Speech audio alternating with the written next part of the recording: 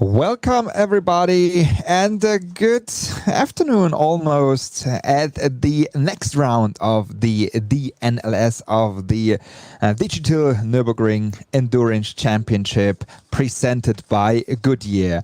We are back at the Nürburgring Nordschleife for the TÜV Rheinland 3-hour race now, and we are here in the qualifying already. So the qualifying is already running in the background, and you see at the famous Nordschleife with quite high temperatures on track with 38 degrees centigrade, mostly cloudy, which makes it more interesting on the track, as we had some clear sky the last couple of rounds. And yeah, we will continue the action on the track for the next couple of hours, starting at 1 o'clock with the start of the 3-hour race. We had some action in the last races with the winning teams in the classes and overall, and for that we will have in a couple of minutes a little highlight clip.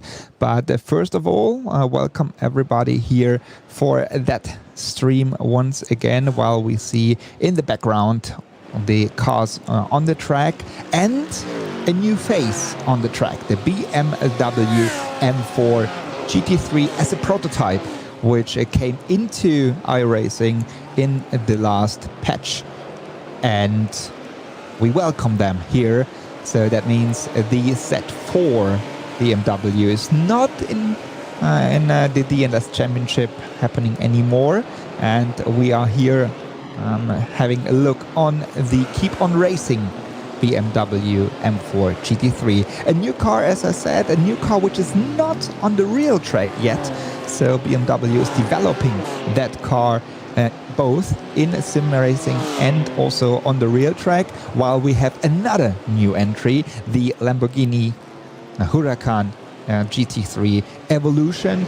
We see here as well on the track. So two new entries, or two new cars available in the sim and also here in the DNLS, which makes it more interesting and a more mixed field with the Lamborghini, with the BMW, with the new cars, with the Mercedes AMG GT3 as well, and for sure the Audi R8 LMS also still here in the GT3 class. While we have Core Sim Racing a little bit in trouble here in the area of Hatzenbach, and yeah, so we are very much looking forward to the upcoming race. What will happen to the new cars? We have a BOP, I will let you know later on, and in that BOP we have some adjustments to these cars. But first of all, let's have a look what happened to in the last DNLS race, because in there something or some of the action really much happened, and we will have a look back to that in a little overview showing for you now. In the beginning we had the BMWs in front. So we had the Marl Racing team in front of the DS competition, and also in the Cup 2 class we had the guys in front. We know they are fast, Usher Racing in the beginning right there, but also in the SP10 class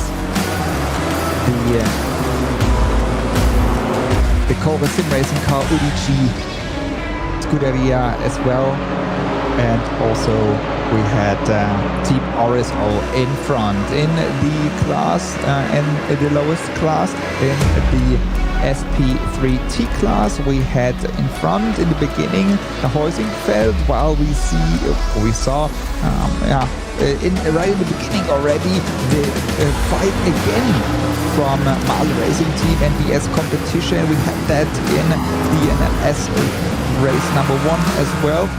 both of the cars, both of the BMWs were fighting for a couple of minutes. In SB3T, a close fight in the front of the field between Heusingfeld and also the Sim RC guys. Then big trouble for Mahle Racing Team with a hardware problem from Dominik Steib exiting the pit lane. Then big trouble also for the Eibach car in area Pflanzgarten. And yeah, right in the end of the race, a double pit stop from SB3T class leaders. Then big trouble also for the User, who hit the barrier very hard. So unlucky race for them. Once again for the HRT Haupt Racing team in area of Moot Corner.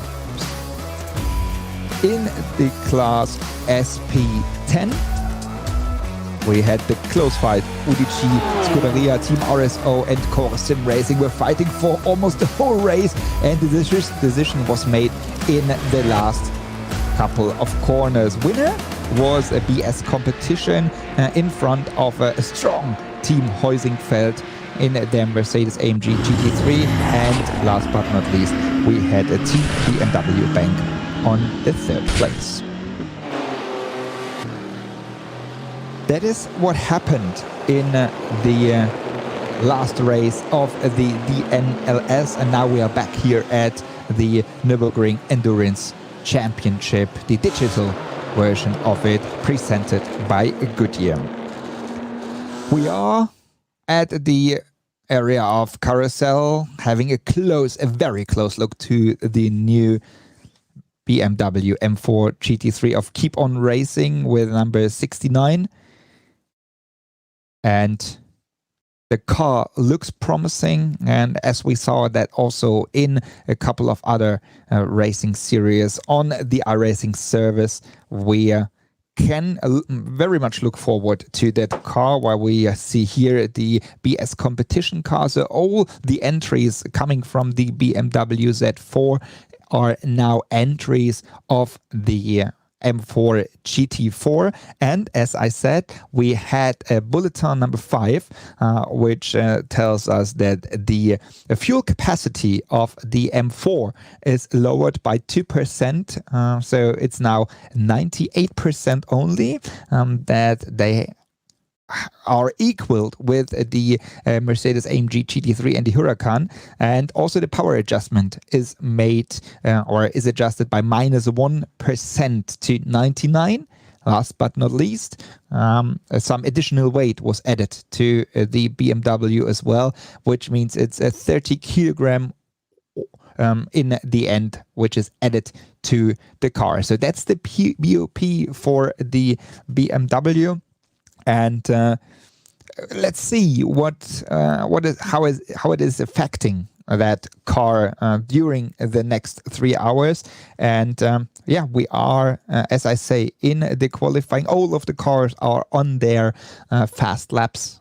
So that's why we do not see any proper times on the screen now. But what looks promising, as we know that BS Competition is one of the strongest teams, or even the strongest team at the moment. Keep On Racing. They are right at the bumper of the car, showing here the flashlights. And in the Keep On Racing car, we have Gabriele Piana und Vasilios Beletsiotis. I hope you know what I mean. We have them in the car, and Piana is doing the qualifying now, as the pro driver has to do the qualifying and also the start of the race.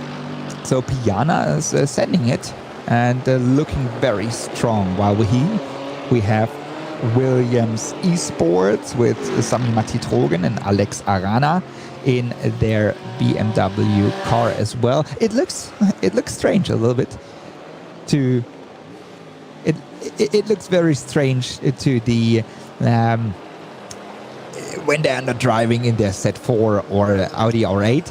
But yeah, so now let's have a look how they will end up in the qualifying and in the qualifying here out of the 3-hour race.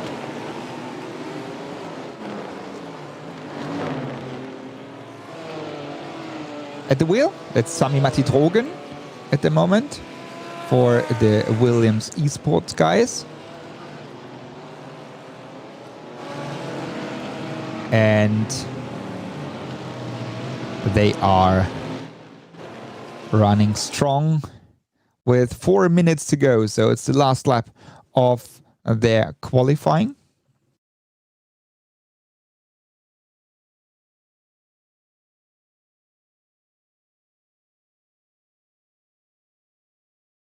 A lot of BMW's entries we see here, and as I say, we have the Lamborghini Huracán and the BMW M4 GT3 prototype in the race, as well as the Mercedes-AMG GT3.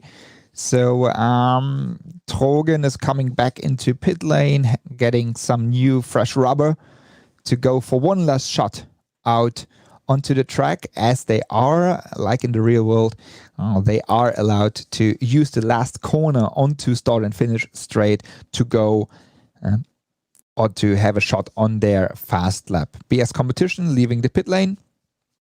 And now we will see in a couple of minutes who is the fastest in the third round of the DNLS.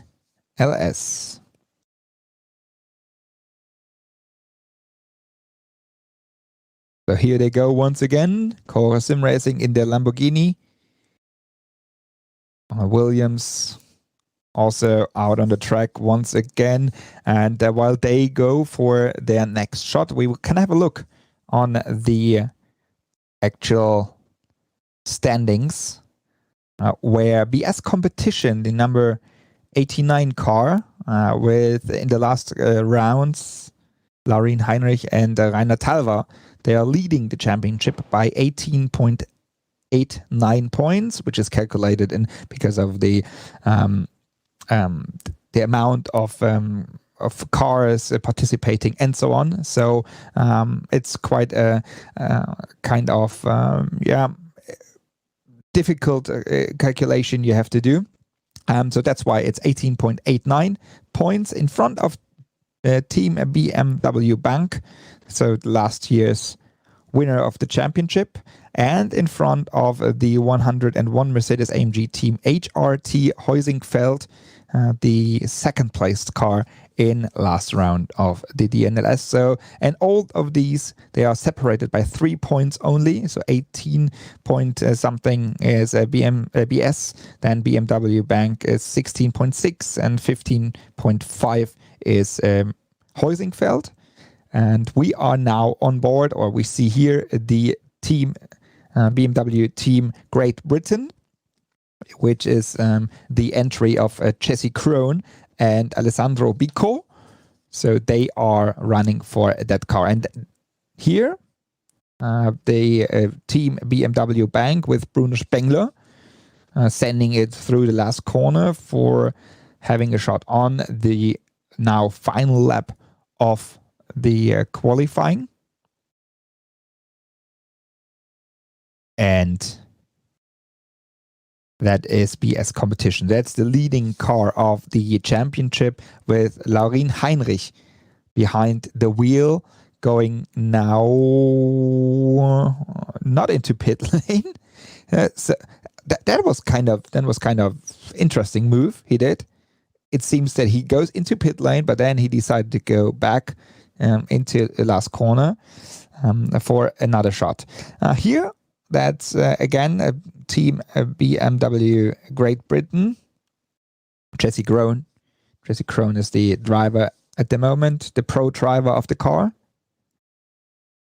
And he's sending it now onto the Nordschleife area, Hocheichen, going to the area of Quittelbacher Höhe in a couple of seconds, then Flugplatz, Schwedenkreuz, Arenberg. So that's the corners.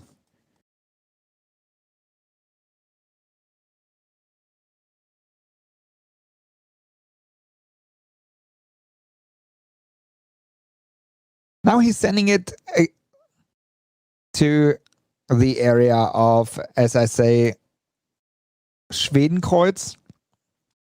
And here we go.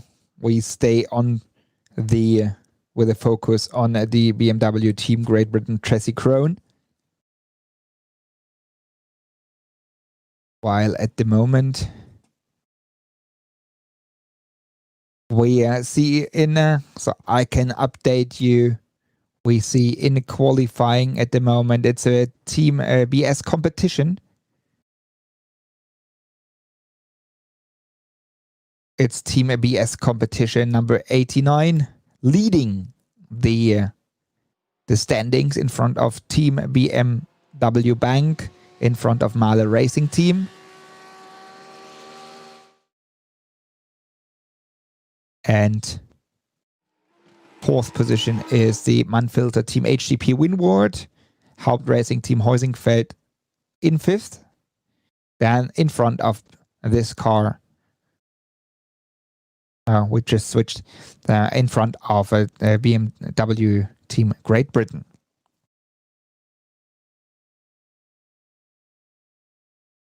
While we are on board here with the cars on a track, let's have a look back and into the future of the series, as we are in halfway of the calendar of this year's season.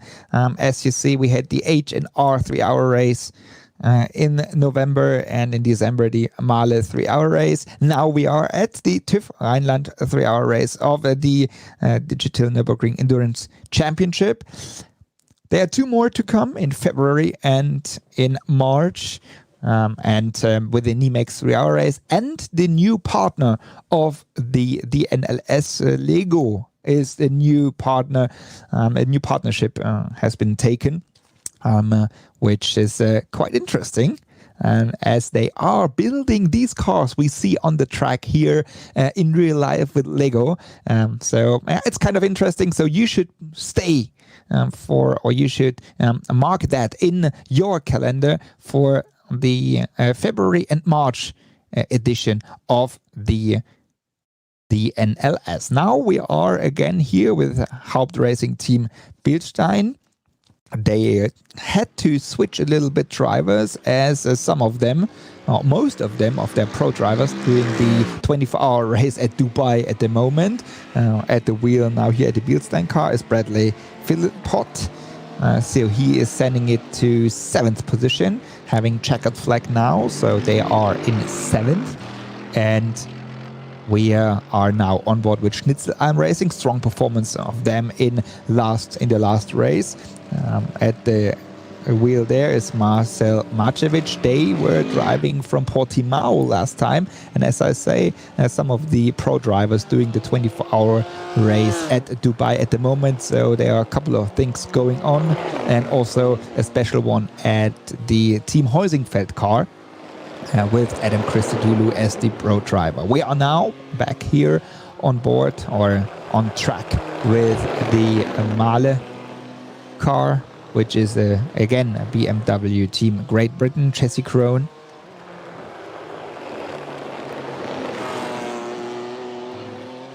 And through the area of Puntchen.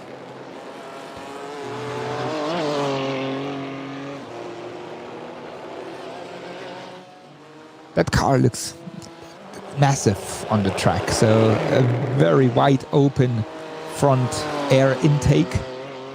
And it's interesting to see that car doing their championships and fast laps already on the Nordschleife, not even having done one single lap in real life on the track, which is interesting. So the cooperation between iRacing and BMW is strong. Also, BMW just announced in December that there will be a strong cooperation between the sim racing teams and also the real world the development. All the cars coming over the line at the moment. So, and we see that still BS competition is in front of team BMW Bank. And the Mahle Racing team in third position.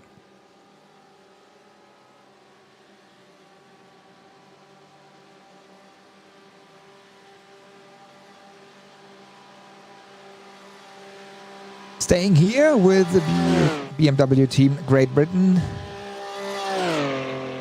And I was wrong, sorry about that. Alessandro Bico is the driver, not Jesse Krohn at the moment, as they changed the order.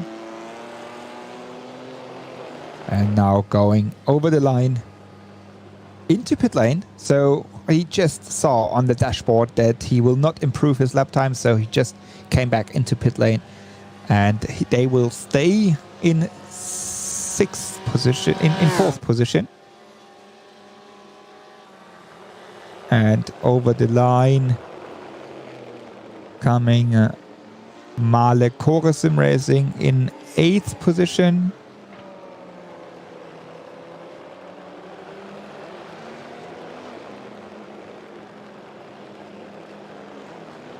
Now we see Manfilter Team HTP Winward crossing the line in 4th. So it's BS, BMW Bank, Mahle, Manfilter, Haupt Racing Heusingfeld in 5th. Great Britain in 6th. Now we have M&J Performance by Premotion. So that's the team of Marek Böckmann and Jan-Philipp Springop. Springop just secured the championship in the ADAC Sim Racing Cup a couple days ago. Now again on board with the RN Vision STS GT3, which is the Keep On Racing car. Vasilios Beleziotis. Now I have it. He's behind the steering wheel, going for one more shot in 9th position at the moment. Let's see if he can improve one more time to climb up furthermore the standings. Right after that, we go into the gridding of the third round of the DNLS.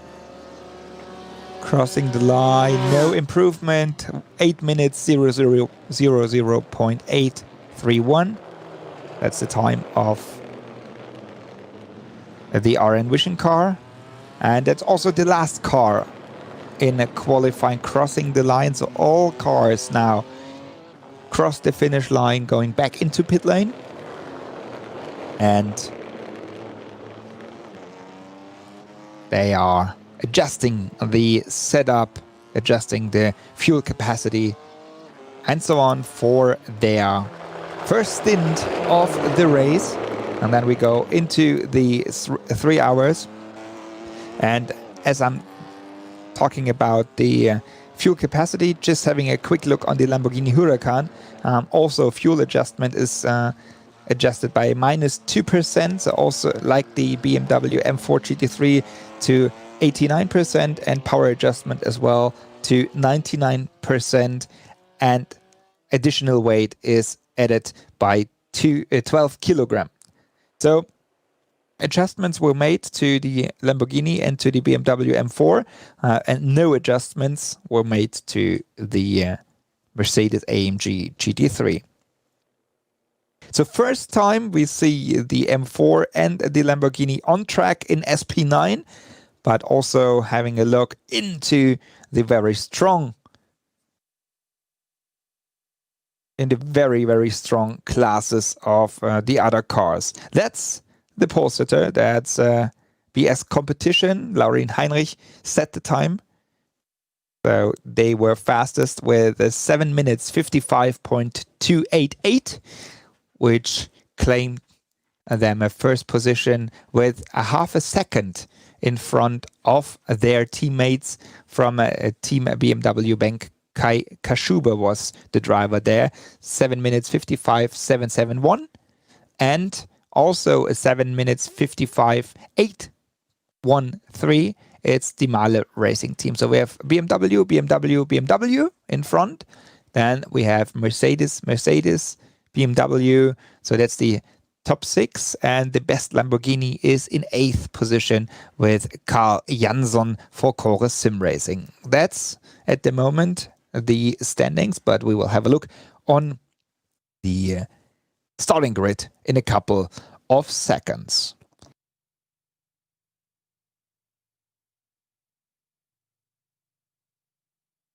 A very nice overview to the Nürburgring area, the pit building.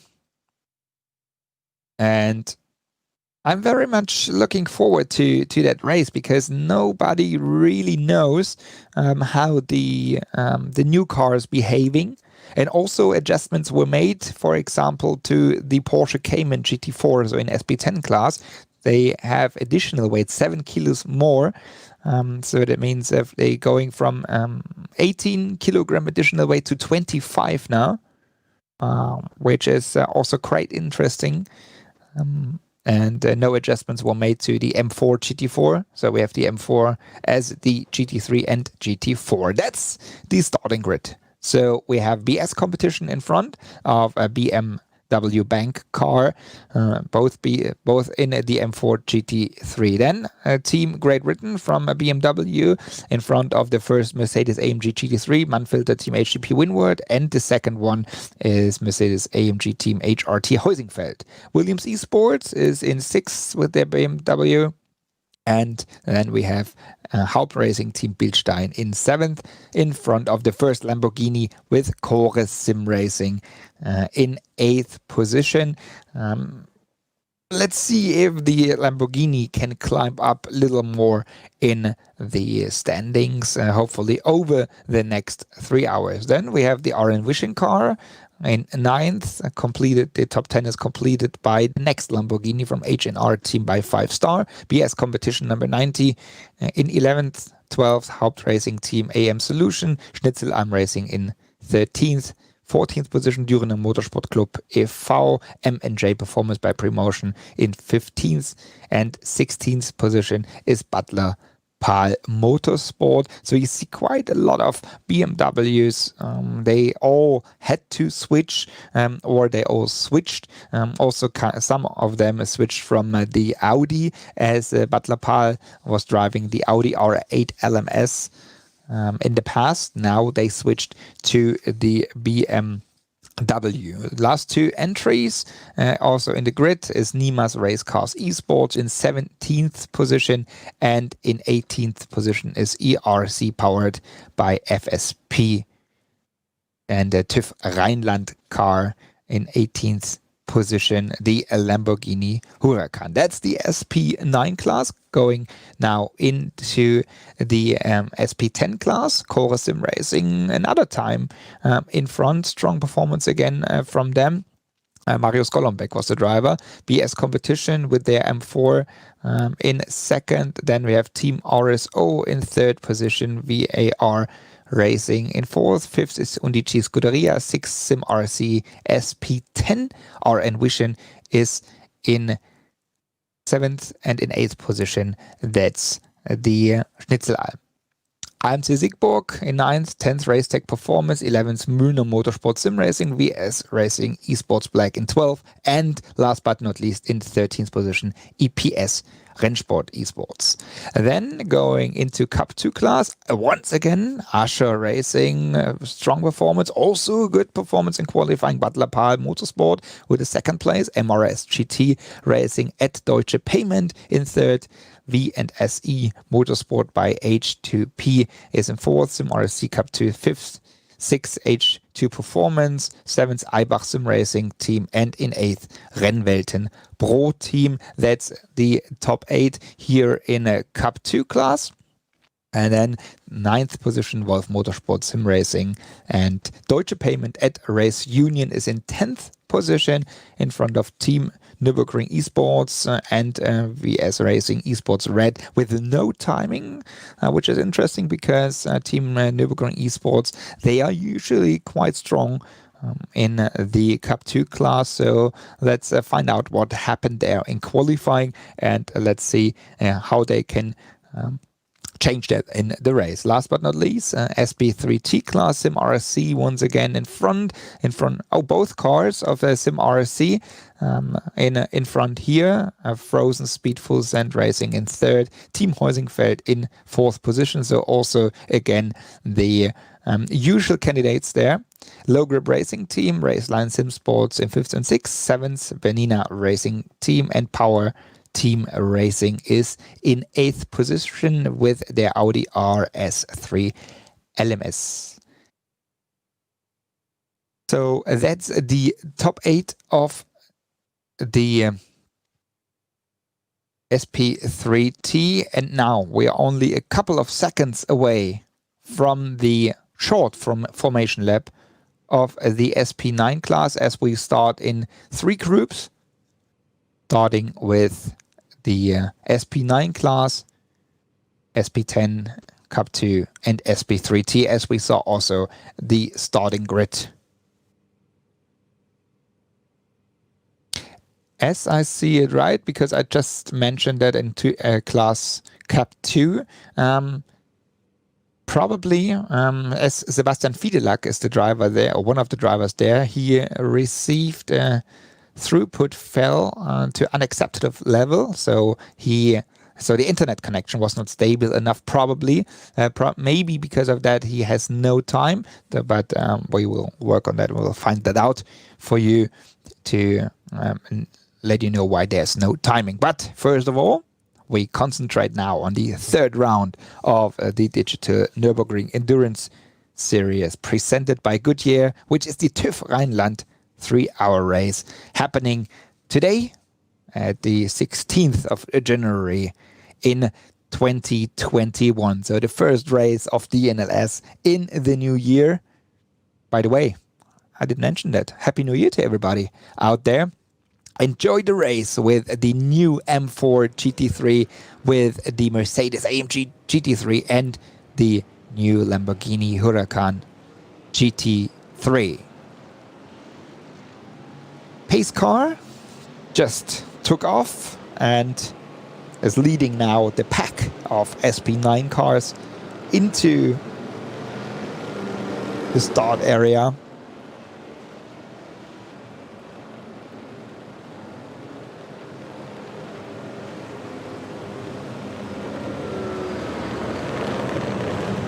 And then we will have a look on the start of the GT3 cars. Everybody is close together now, and the pace car will go into pit lane. We'll go into pit lane now for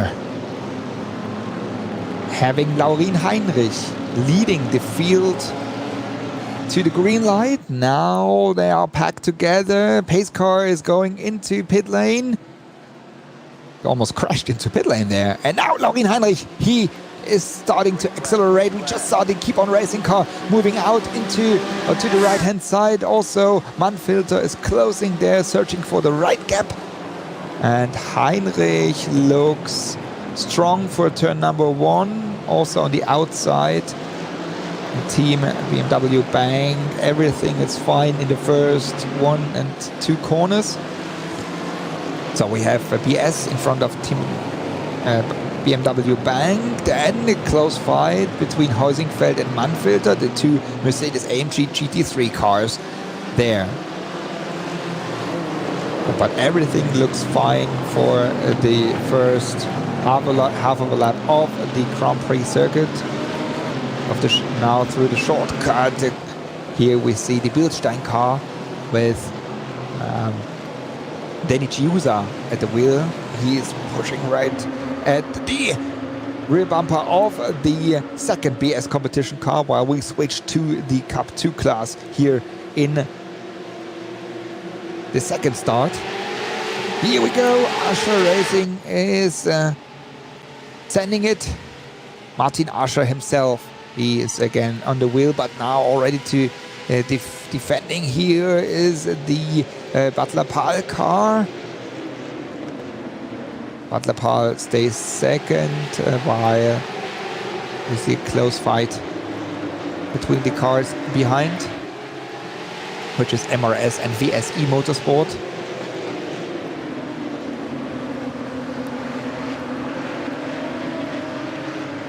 Everything looks fine also here through Mercedes Arena.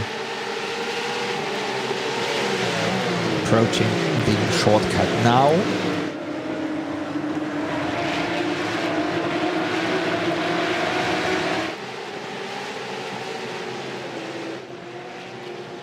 Again, it's Martin Ascher in front, and then in second position it's Keanu Buschmann for Butler Pal Motorsports in the blue and white Porsche 911 GT3 Cup car. Here we have MRS behind with Marvin Otterbach behind VSE Motorsport, and switching into SP10 class, so our GT4 class with the GT4 cars. Here it's Core Sim Racing with Marius Golombek in front. Next to him it's Marius Zug for BS competition, another BS entry there. And here we go, also green flag for the SP10 class. The close there between Golombek and Zug. Zug tries to move on the inside for turn number 1. Can he make it? Golombek tries to defend, but no way. Marius Zug is now leading the pack, but also Golombek is fighting back now in a better line for the next left turn. Golombek on the inside lane, and he makes it back. So Golombek again in front of the SP10 class, in front of Marius Zug, and behind there it's Team RSO Niels Carstensen. Last but not least, now SP3T.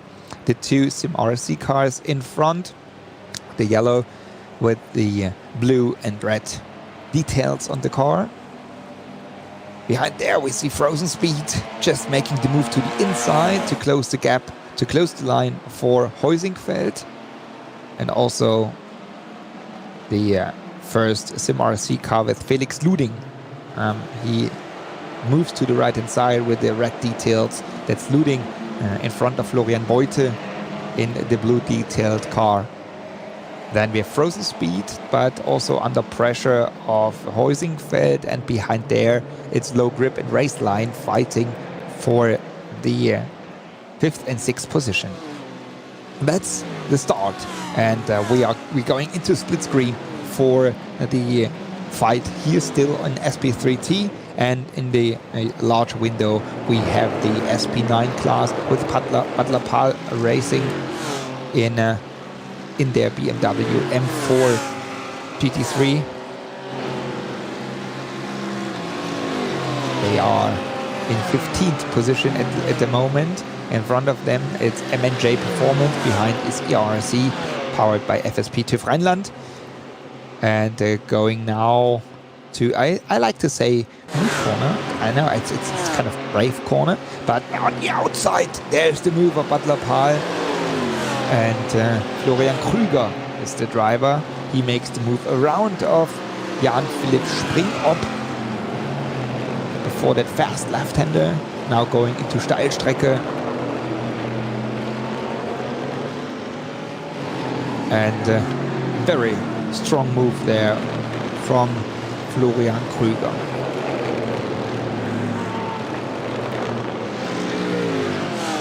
That's the positions at the moment. So on 14th position, let's slow there. Manfilter very slow. They look like having problems. It's Jack Sedgwick who's driving that car. They were very slow out of the carousel, but now it looks like they are back to speed. While this is the fight for the 4th, 5th and 6th position. If I am right, no, it's 3rd, 4th and 5th. So that's the position. So it's Heusingfeld in front of Williams. Williams is the driver for the Williams car. And then we have the Mahle car, or better say, Team BMW Bank car, the BMW Team Great Britain car.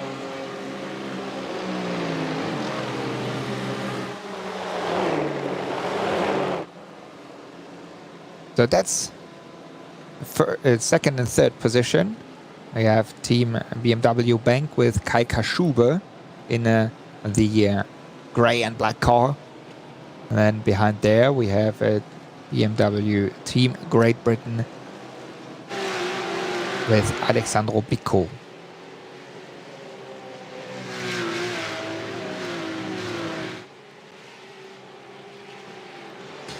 We are back at the Döttinger Höhe for the first time, so first lap is almost completed, and we have Laurin Heinrich here from BS competition in the leading in SP9. In split screen we have Martin Ascher in a Cup 2 class in front of the Butler Pal Motorsport car with Keanu Buschmann. So coming over the line for the first time, that's already a small gap from Heinrich in front of Kaschube. Also, for sure, having an advantage because of the fight of Kaschube and the Sami Matitrogen.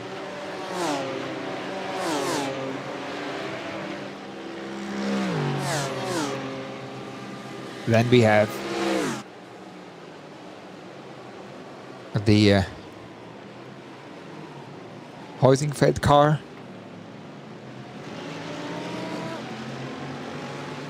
In front of BMW Team Great Britain.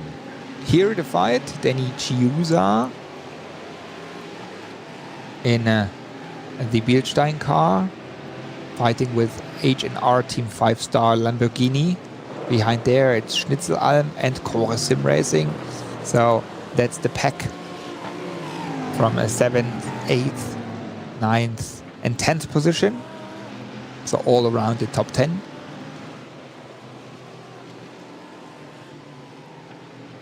Danny Chiusa, as I say, having to adjust every time a little bit because of their changes of driver. Nico Bastian and Marco Engel, for example, during the Nürburgring, during the Daytona 24-hour race at the moment. Martin Ascher under pressure. More under pressure now from Keanu Buschmann. So, well, after they come back for the first time, it's Martin Ascher from Ascher Racing, Keanu Buschmann, Butler Pal Motorsport, and then we have VSE Motorsport by H2P, Dennis Arras, Fabri. But also Fabri is under pressure of MRS GT Racing driver Marvin Otterbach.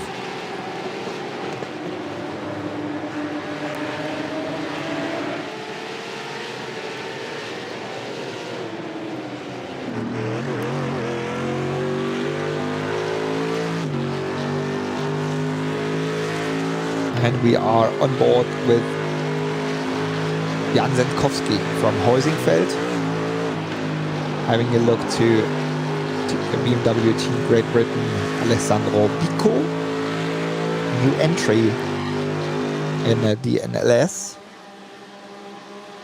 and they are fighting for 4th and 5th position, only half a second gap.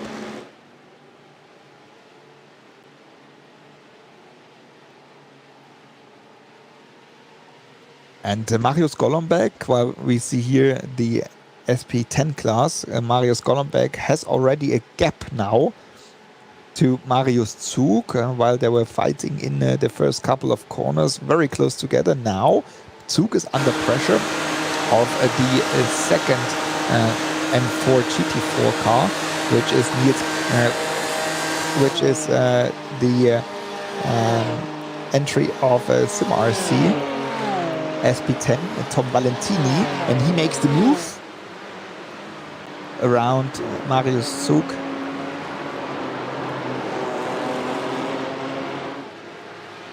And so they cross the line.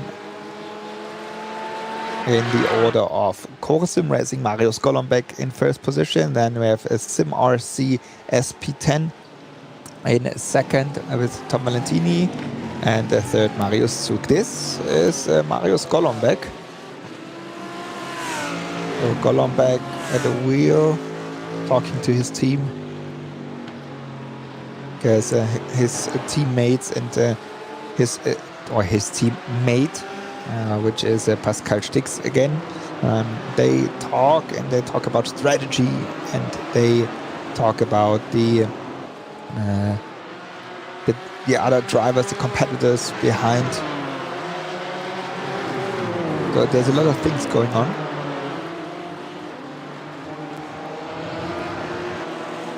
It's not only go in there and drive, so there's a lot of logistics behind these, let's say, professional sim racing teams. Core Sim Racing is one of the professional teams. Another professional team is BS Competition. Marius Zug is one of the drivers here in SP10 class, and he is sharing the car with Robert Heger, both BS Competition cars drivers, and also BS is another professional team like Sim RC, like Team RSO, so they are very much doing that kind of, let's say, job professional, and spending a lot of time in the simulator, besides maybe going to work a little bit sideways there. Schnitzelein, Marcel Marcevic behind Danny Chiusa. We are on board with Chiusa now in 8th position with the Bielstein car, and Chiusa is sharing, as I say, the car with Bradley Philpott.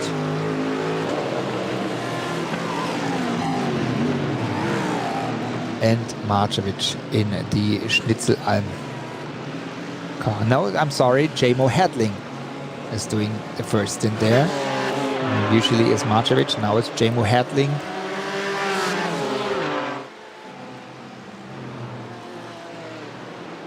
And we stay on that fight while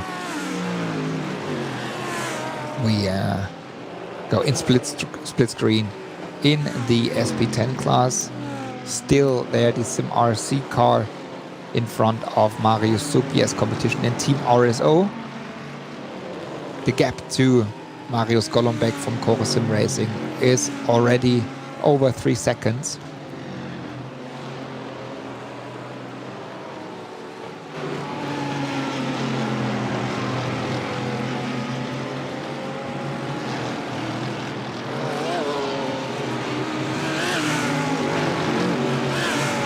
And back with Danny Chiusa. The new formed Haupt Racing team, so it's new formed in last year, or in the last year,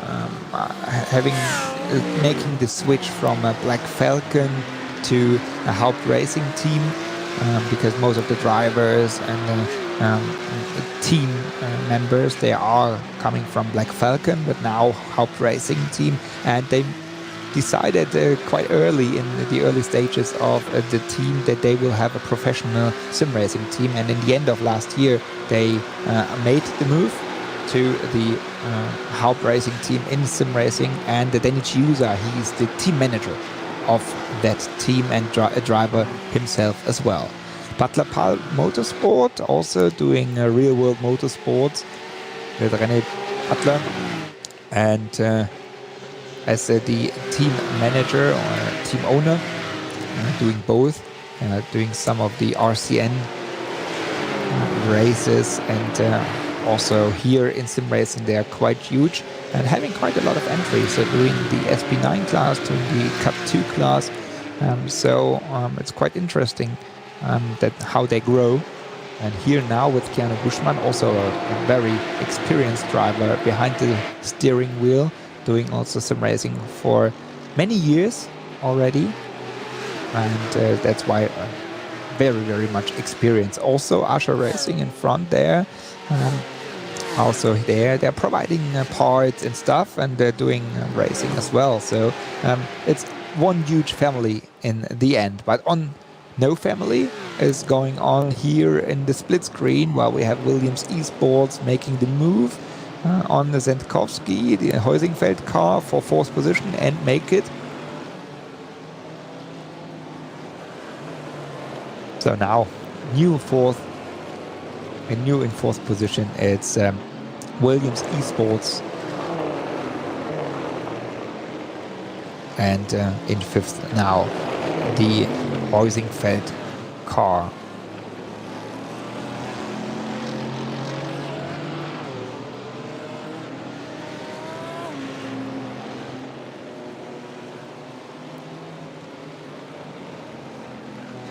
The performance of the Williams guys, they are always very strong. Sami Mati-Trogen as well as Alex Arana, that they changing sometimes order. Dominik Steib is also one of the drivers, but sometimes, especially Steib, having hardware problems and making them not having the results they wish for. While now here, Padlapal makes the move out of the slipstream on Martin Ascher, going into the lead of the Cup 2 class after the 2nd lap of the race.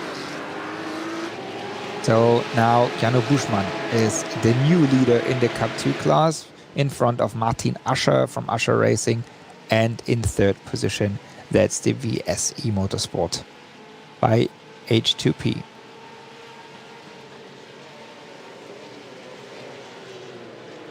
We have 2 cars in pit lane, as I see, which is Robbie Foley from BS Competition, the 2nd entry, the number 90 car. And also still René Kirchhoff from Nürburgring Esports Lounge, or Team Nürburgring Esports, which is quite interesting. And Danny Chiusa, he's also in pit lane, probably having problems there, because that's unusual to go after the 2nd lap into the pit lane for a pit stop. Most probably we see cars coming in after the 4th or 5th lap, or doing the whole 7 or 8 laps. Now going into SP3T class here in front. That's in front of that glass. It's a SimRC, Felix Luding. Then we have Team Heusingfeld with a little gap. And here that fight, that is Florian Voite and Dean Ledger from SimRC and Frozen Speed Full Send, fighting for 3rd and 4th position. A lot of pressure on Voite there from Steen Ledger.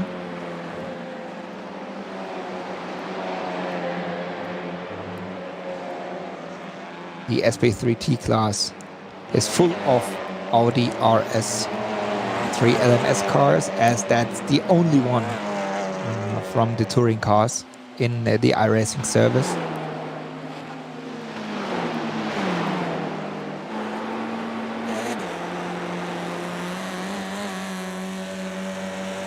And in the last race in DNLS 3, we had some adjustments have been taken on that car, but there's no change for this round, so still the same adjustments as we had that in DNLS 3. Again here on board SimRC, Florian Voite, and we see Steen Ledger, quite huge in the back view of Voite. It seems like Ledger is faster, and maybe he can make the move now in the slipstream of the long Döttinger Höhe, as Felix Luding and Patrick Kubinci having already a little gap to those 2 drivers. Now there's the move. Dean Ledger goes side by side. You see them here. Talking to his teammates. Also, where is he? Can I make the move? Voite is also strong. He's next to him and both touch each other, both touch. And now they crash. Dean Ledger shaking his head. And both in third and fourth position. They crashed. And Voigt wanted to go into pit lane, but decided quite late that he will stay out there. So his teammate, which is Felix Luding, he's leading in front of Patrick Kubinci from Team Heusingfeld. And now they're in a third position in the SP3T class. We have a low grip racing in front of Frozen Speed. So most probably I think we will maybe see a replay of what happened there, as they were going side by side the whole Göttinger Höhe. And here we go. And then here right after the bridge is Dean Ledger on the right hand side. He still stays beside him, and then from that angle, it looked a little bit like Dean Ledger made a little move to the left-hand side, and that's why they touched. But I think race control will have a look on that for sure. But it looked like that there was a little movement. But just saying here from that angle, as race control is having quite more angles to judge that. Still, Frozen Speed in fourth position. And Sim RC, Florian Voite, is moving back to fifth position now. That's the leader after almost half an hour done. BS competition. Laurin Heinrich is still the driver of the BMW M4 GT3 car, the prototype car. Quite a huge gap. When you can, if you can say that, 1.5 seconds to the second BMW M4 GT3, which is Team Great Britain, and that's the Mahle livery having on there.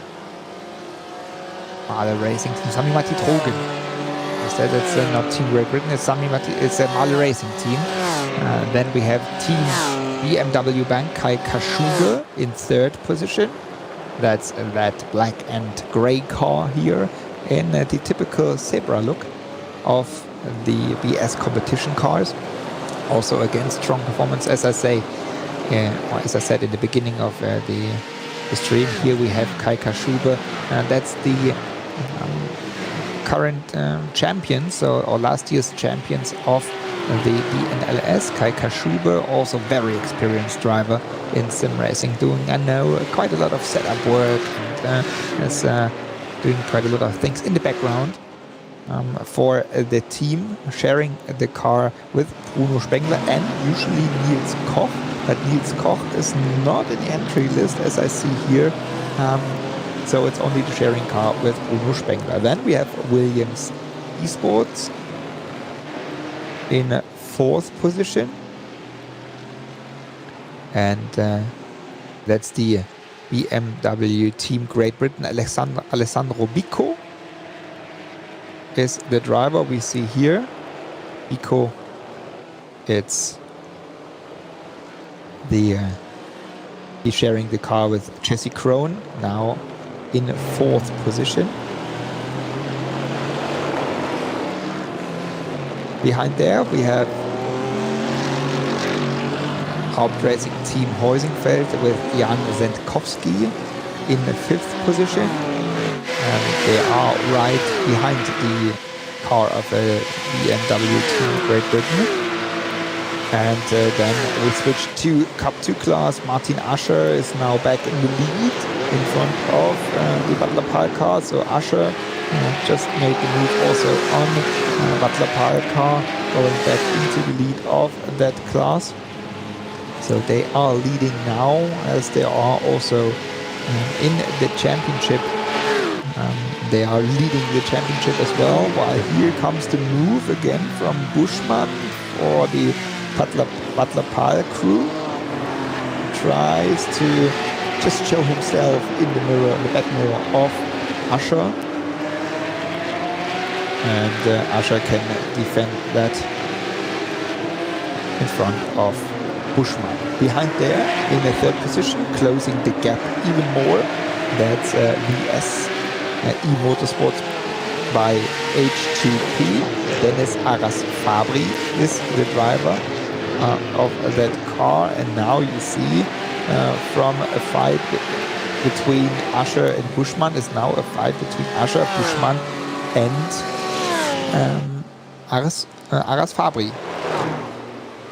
In SP9, in 6th position, it's the Keep On Racing RM Vision SDS car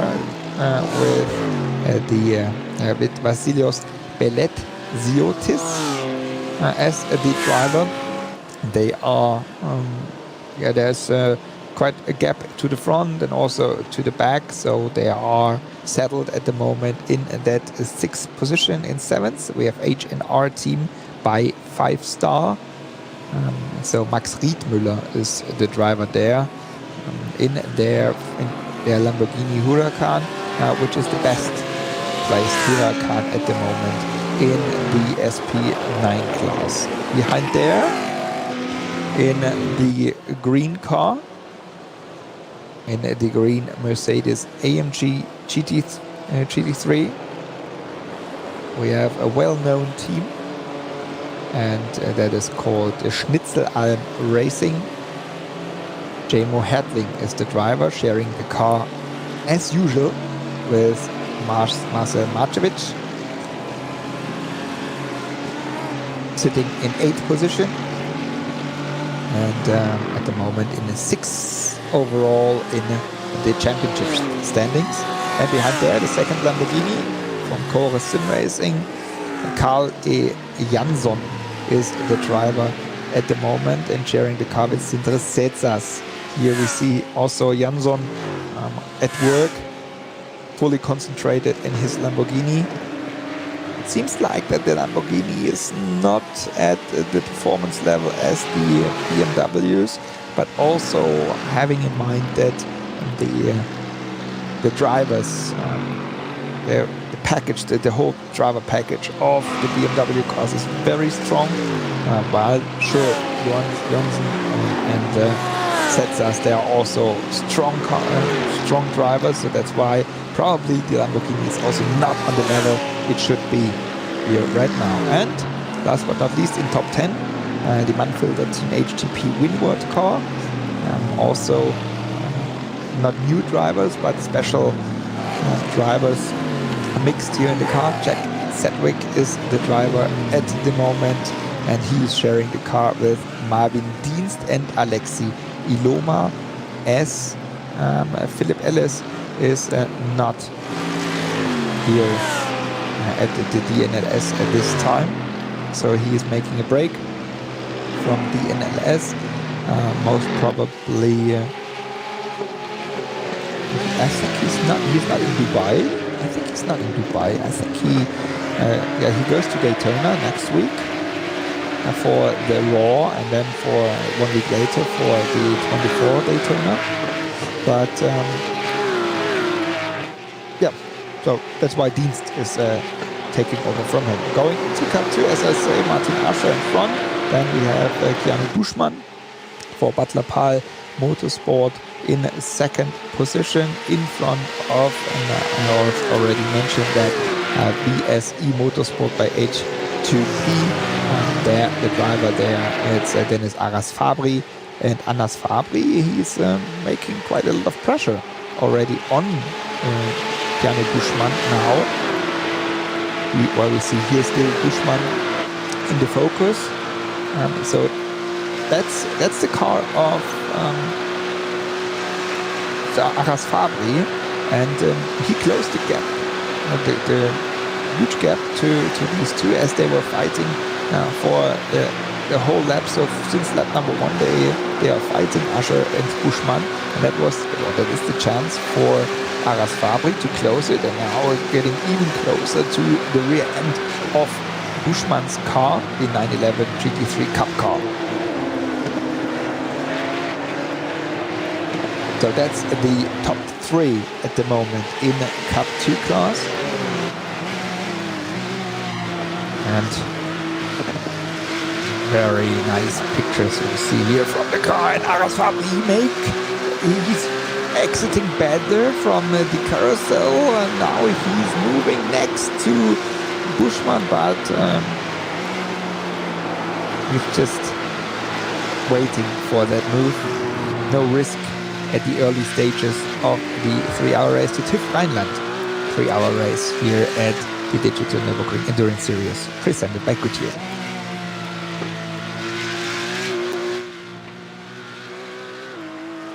Split screen again.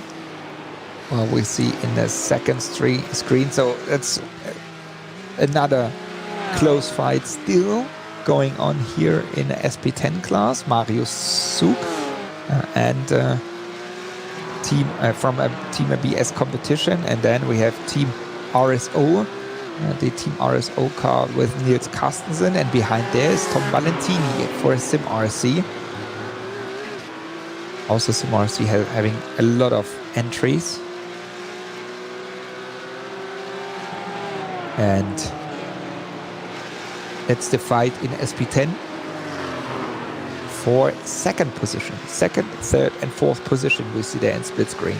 While on the other screen it's first, second and third in Cup 2.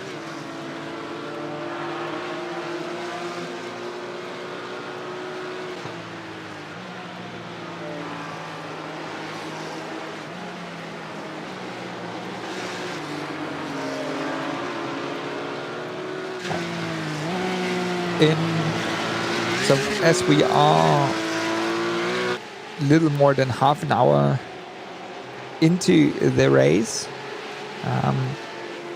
we are over halfway through the stints as well of the first driver, or the first stint overall, and we just wait for the first pit stops.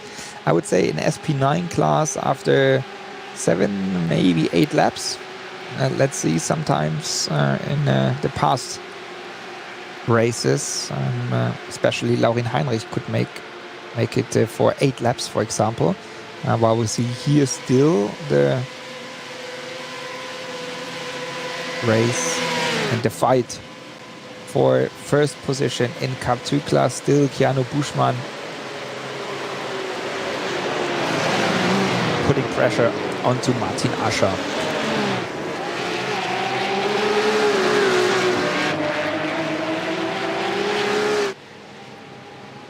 And that's always the chance for the S car, for Aras Fabri, to close the gap. While they are fighting, he has a double amount of slipstream now on the outside.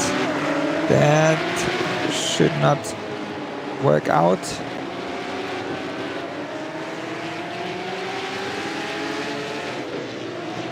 And still Ascher stays in front, late on the brakes for Keanu Buschmann there.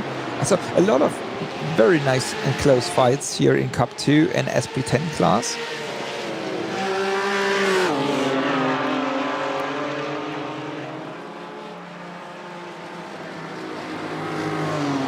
While Zug is still defending his second position in front of the Sim RC car.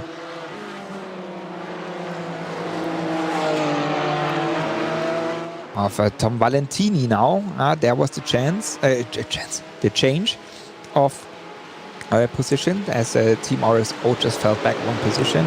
So Tom Valentini overtook Nils Carstensen for third position in SP10.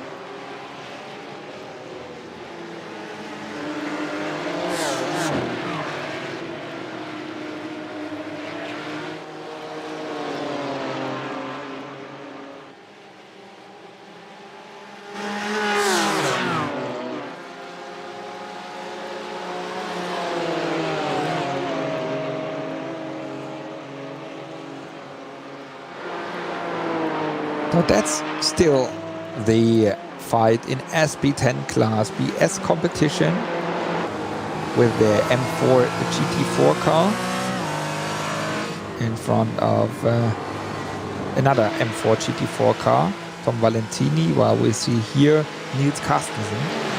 It's the driver of the Porsche Cayman GT4 Club Sport. Yeah, you can see how he has to work on the steering wheel, so it's not easy to drive. It's a lot of work to do, a lot of counter steering and corrections. As we know that the Cayman is also not so easy to drive. You can smile. Maybe he got told that he's on screen now, having a look sometimes into camera, now making the move. As we saw just the move, that Valentini is now in second position and Zug fell back on a third position on board. We saw that from Nils Carstensen. And Rheinland chicane, he is close to the rear end of the BMW M4 GT4 car of Marius Zug. Maybe he can use the slipstream on the start and finish straight to make a move at the end of the straight, but it looks like that he is too far away.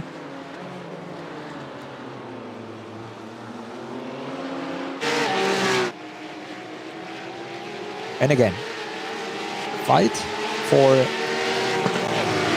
first, second and third in Cup 2 class. Usher from Usher Racing, Buschmann, Butler Pahl and Aras Fabri for BS Motorsport.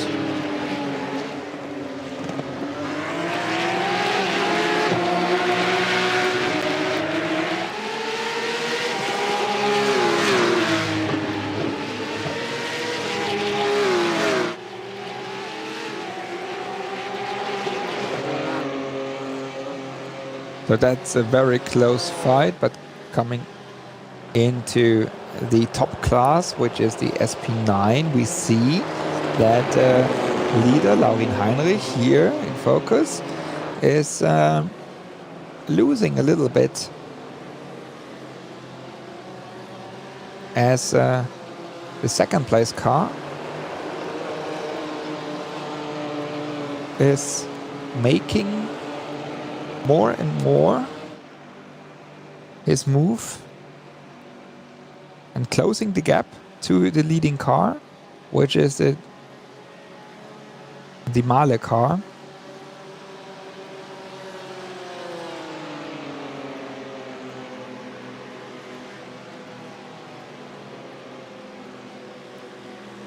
The Male car is the BMW Team Great Britain.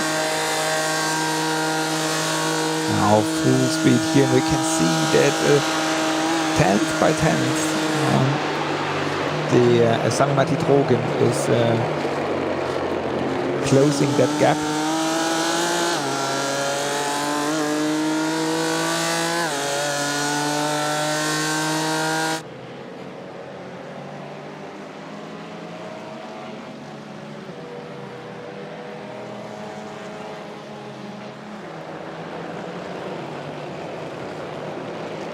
And after almost 1 minute of 1 hour of racing here at the Nürburgring Nordschleife, we will have a short break, and after that short break we will be back here fresh, sorted out at the Digital Nürburgring Endurance Series presented by Goodyear and the TÜV Rheinland 3-hour race. So stay tuned. We are back in a couple seconds here for you.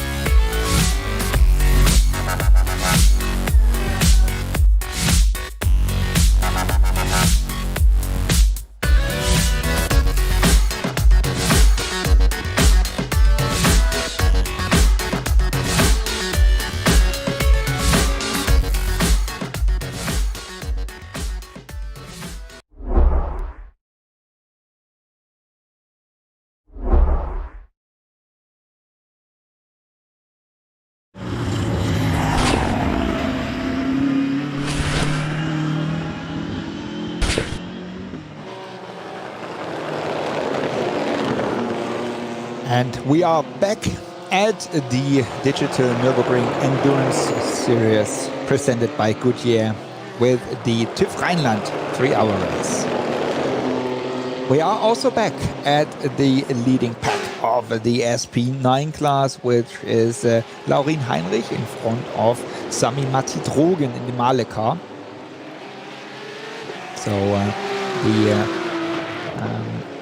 the team in the standings is not BMW Team Great Britain. It's just for your information, it's the Male Racing Team. And here we see also Sami Matti-Drogen, as a Male Racing Team is part of the Williams Esports crew.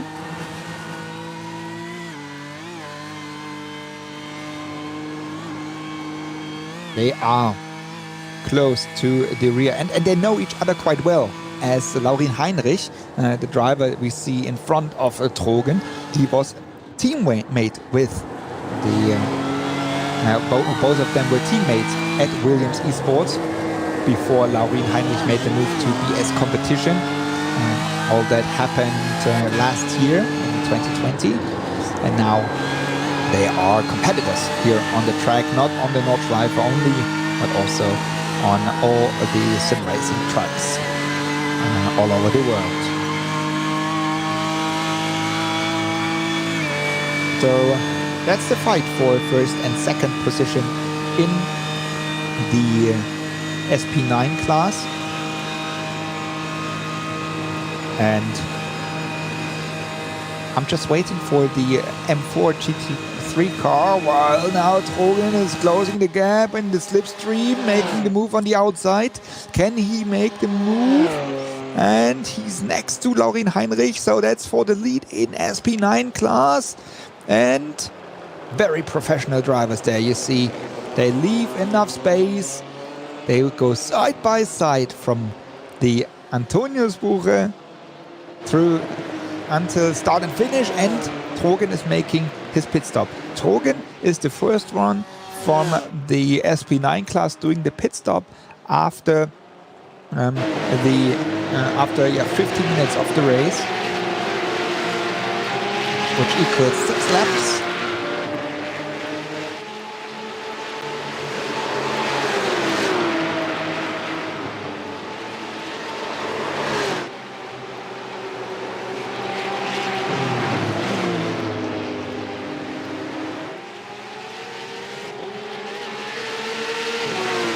And here, that's again still the fight in the Cup 2 class, while the SE Motorsport by H2P Dennis Arasfabri, he could overtake Keanu Buschmann for his second position. So Buschmann and Butler Pahl only in third now, while still Martin Ascher is leading the Cup 2 class.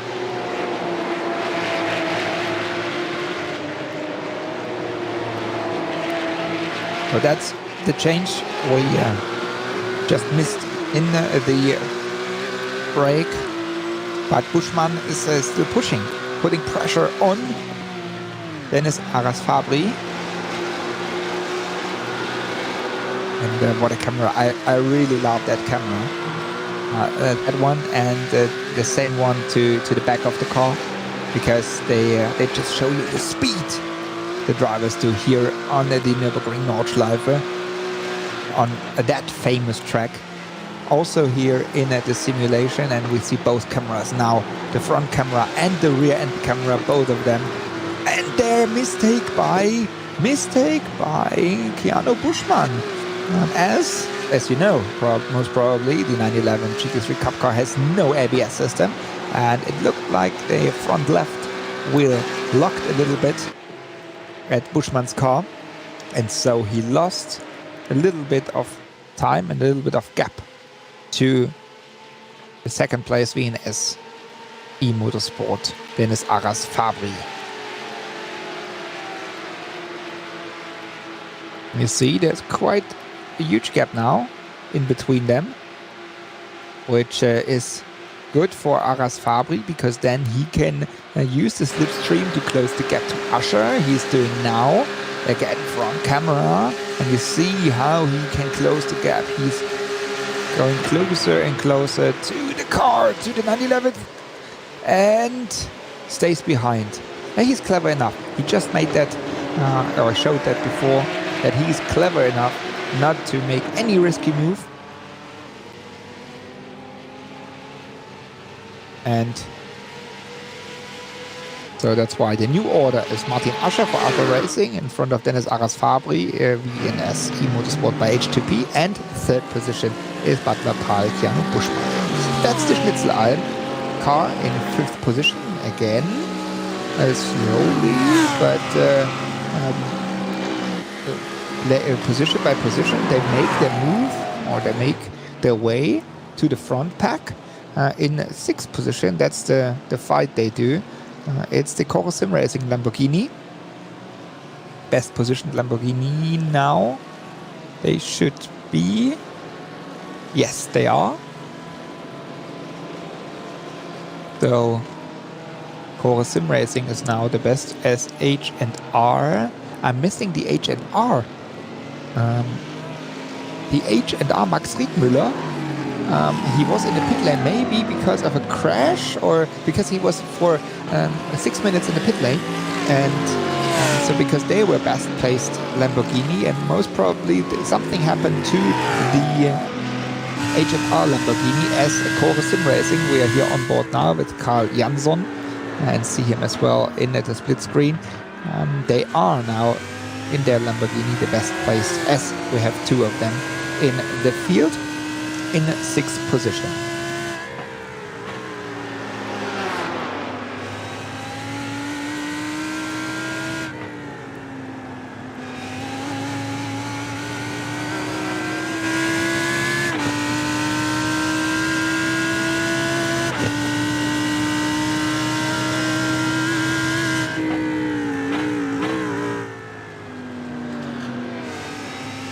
What a sound it is.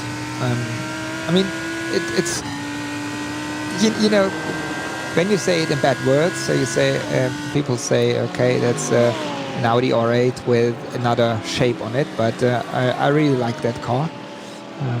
While we see in split screen also the second Schnitzelalm car in SB10 class, fighting for fourth and fifth position. So both of the Schnitzelalm entries we see there. And the SP9, the Mercedes AMG GT3 car, the Schnitzelalm car is closing the gap also to the Keep On Racing RN Vision car. They are now at the rear bumper of the car. Still the driver Vasilios Beletsiotis. So he's still driving that car. And now it's not only fight for fifth and sixth, it's fourth, fifth and sixth position. It seems like that Keep On Racing is a little bit in trouble, most probably because of tire wear. We just saw that, or we were waiting for it as we didn't know how the car is behaving after such a long stint. Also with the BOP adjustments, power, fuel capacity, and also weight they got. And you see that Jamo Hadling, driver of the Schnitzelalm car, he is faster. And there was the mistake, and Jamo Hadling made the move around Keep On Racing. Now in fourth position, Schnitzelalm in fifth, Keep On Racing, and in sixth is Cora Sim Racing in the Lamborghini. So Mercedes, BMW, and Lamborghini. That's also the cars we have in SP9 class, all of them. And now again, Schnitzelalm is making their way to the front, as we have with Heusingfeld and Schnitzelalm, two Mercedes AMG GT3 in the top four, and Cora Sim Racing with the Lamborghinis. We have all of the manufacturers in the top six.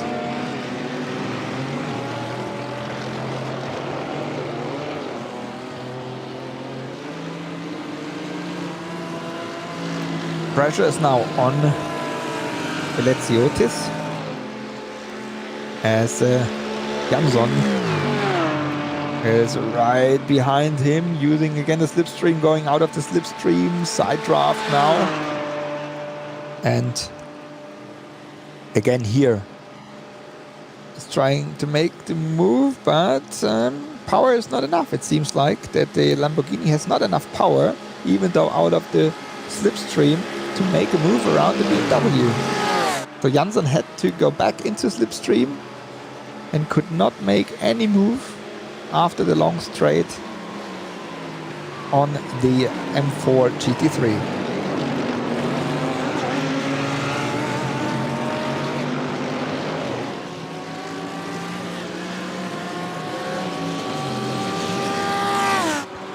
Here we go, as the BMW goes into the pit lane, most probably having big trouble with tire wear, because after 7 laps, also all the BMWs in pit lane. All BMWs in pit lane now, so they can only do, and also maybe because of fuel capacity, they can only do 7 laps, as all the Mercedes and the Lamborghini stay out. No, not everybody, but Heusingfeld stays out, Kore stays out, also Haupt Racing, AM Solutions stays out.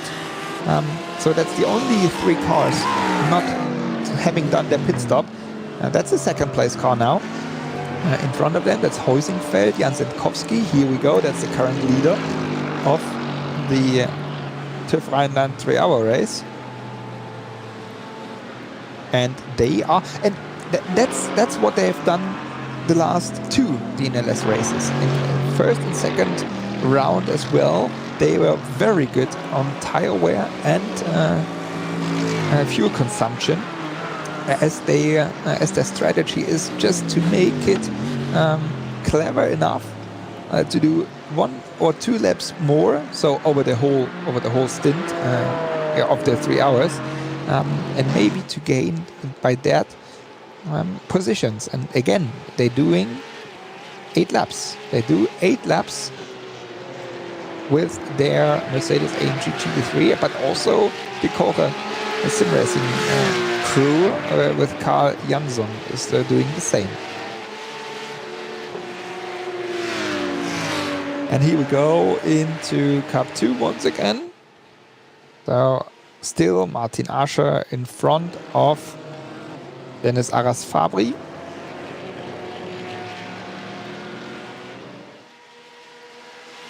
Ascher don't want to give slipstream to Fabri or Arras Fabri. Keep on Racing car is out of pit lane. And after most probably the next lap, not at the end of this lap, but at the end of the next lap, we see the current standings, while Arras Fabri makes the move. He makes the move on the outside of that area in a Hohenrhein chicane to go into the lead of the Cup 2 class into the pit lane. That was a move, that was brave. That was a brave move, and now makes them going into the lead for the pit stop. So that gives them a very good chance in a pit lane for the pit stop. Now hopefully everything is set up right in the pit stop. Fuel, also tires, maybe they change drivers. Let's see. Yes, it looks like, yeah, Markus Jirak takes over from Ascher, and Dennis Arras Fabri stays in the car. Arras Fabri stays in the car, and Jirak he goes into the car. So a fresh new driver in the Ascher car, but Florian Bodin is also taking over. No, Niklas Last. Sorry, Niklas Last is taking over in the VNS eMotorsport. So both change drivers. Jirak and Last are the new drivers there. Here we go. MRS is out of pit lane. MRS is out of pit lane, okay. And here they go, that's Ascher Racing, and that's VNS. And in front is Team RSO. Ascher. So we have to wait. We have to wait as Buschmann was not in the pit lane yet. So we have to wait after the next lap. We know exactly where we are in the standings. Gabriele Piana as the pro in the Keep On Racing Arne Wishin car. Also experienced driver in both, in sim racing, but mainly in real racing on the Nürburgring Nordschleife. He knows the BMW, but not the M4 GT3. He knows the M4 GT4 car, as he is driving that car in the GT4 Germany Championship. And that's Bernina Racing Team. Bernina Racing Team and the Sim RC in 4th and 5th. In the SP3T class. Still, we have also the Deutsche Payment Championship, which is a special classification for less incidents, fast laps, gaining positions or positions in class. So it's an overall championship between all the classes, and you can win up to 1,500 euros. So that's a very nice idea from Deutsche Payment as a partner of the Digital Nürburgring Endurance Championship. And so everybody is fighting in that championship as well. And having a look in there, we have Ascher Racing in front of Team RSO and Heusingfeld. So it's Cup 2, SP10 and SP3T there. Mahle is the best. Mahle Racing Team is the best SP9 car in 5th position only. But here, that's Gabriele Piana fighting with M&J Performance by Premotion. That's the fight there at Kesselchen-Klostertal. And Piana makes the move. And now he just passed Jan-Philipp Springer, still in the car of the Premotion Mercedes AMG GT3.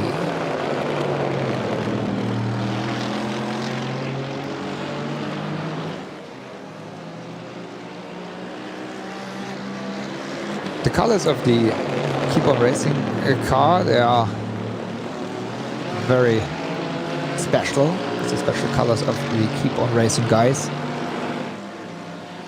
And also growing. They are growing in sim racing. I'm doing that for quite a long time. But they are growing even more, getting bigger and also more professional. And now showing their performance here with their BMW M4 GT3 in the DNLS. Here we jump into SP10 class and we see the pit stop in real life now as Schnitzelalm comes in and also Keep On Racing comes in. But when they stop there, as we have not enough pit garages, I think they have to stop at the penalty area, because there where they stop, that's the penalty area. I was wondering if they maybe get penalties or something. But here we go.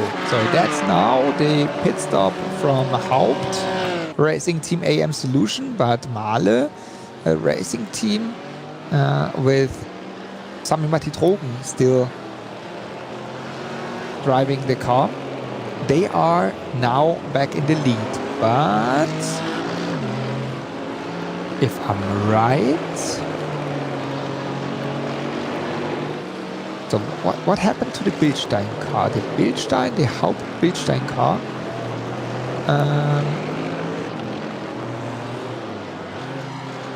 they had that long pit stop in the beginning of the race as Giusa had to go into pit lane. Yeah, that was a lapping, unfortunately. There's no, so the Bilstein car from Haupt Racing Team is not in the fight with Mahle. while Mahle is overtaking Team RSO SB10 car. And here we see the second BMW M4 GT3. That's a BS competition. Still Laurin Heinrich driving that car.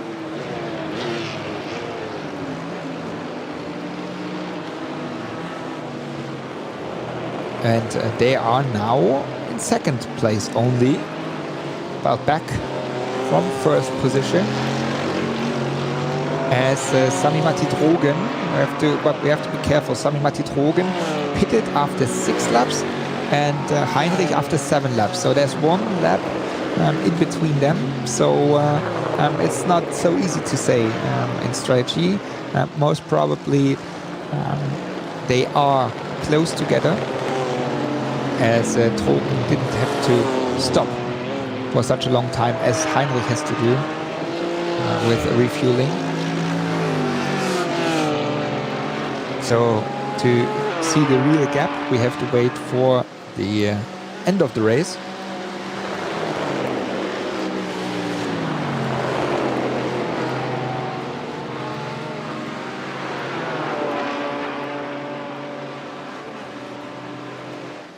And after the next lap, I think we should see the real order we have on the track, as Schnitzelalm is back to 10th position. And Jamo Hertling still in the car. Everybody was in pit lane now for the mandatory pit stop.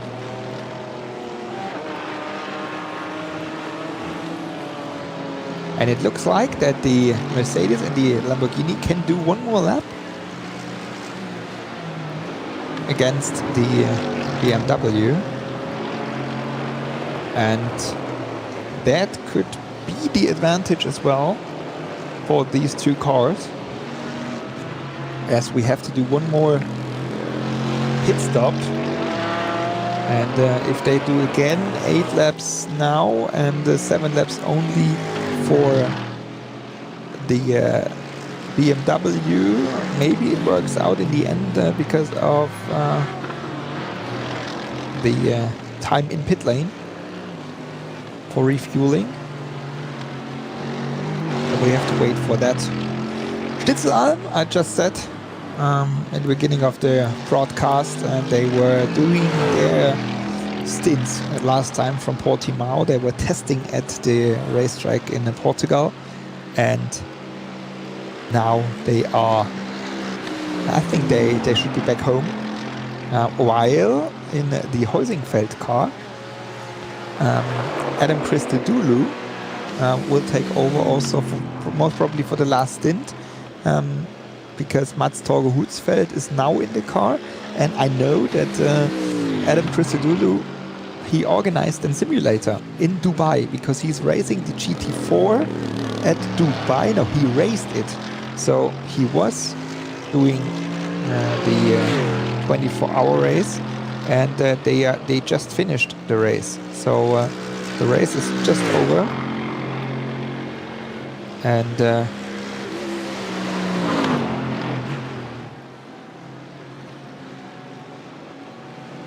if I'm right, they finished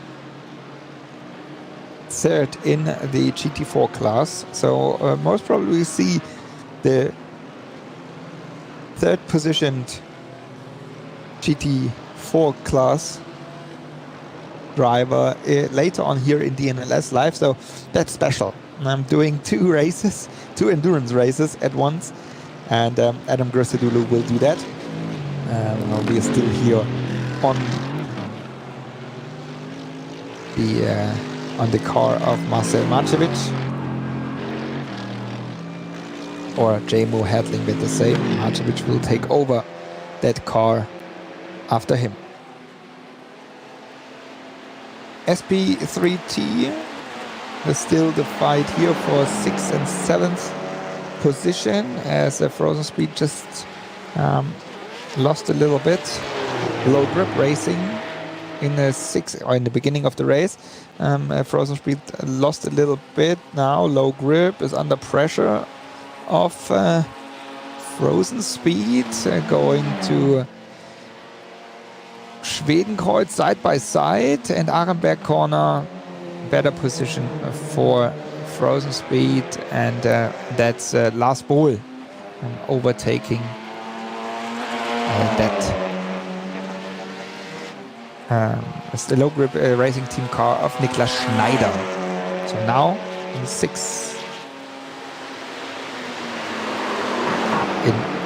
sixth position is a frozen speed, and in 7th is low grip.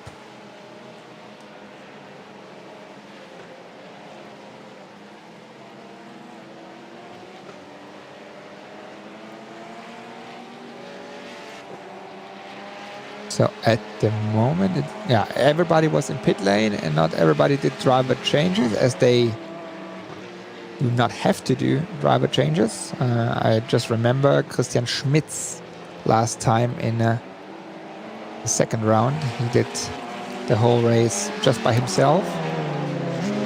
But here at frozen speed, especially in low grip, they had their pit stop and also driver change already done.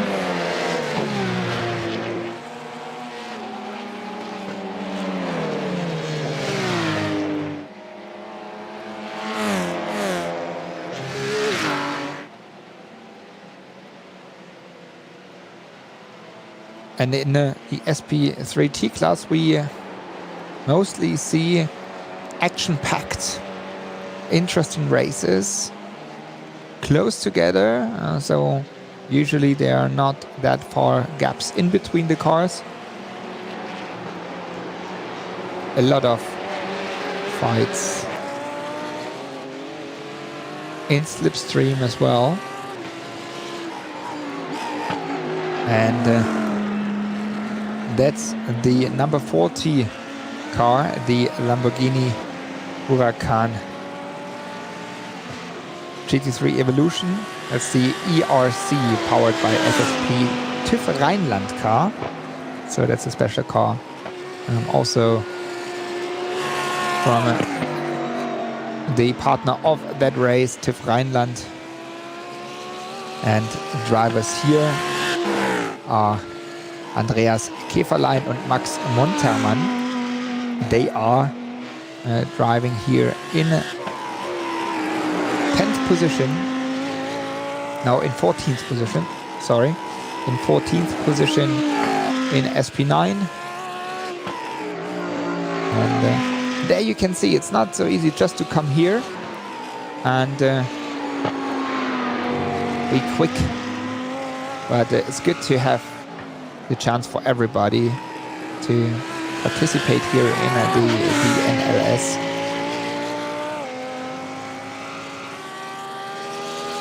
In the virtual version of the Nürburgring Endurance Championship.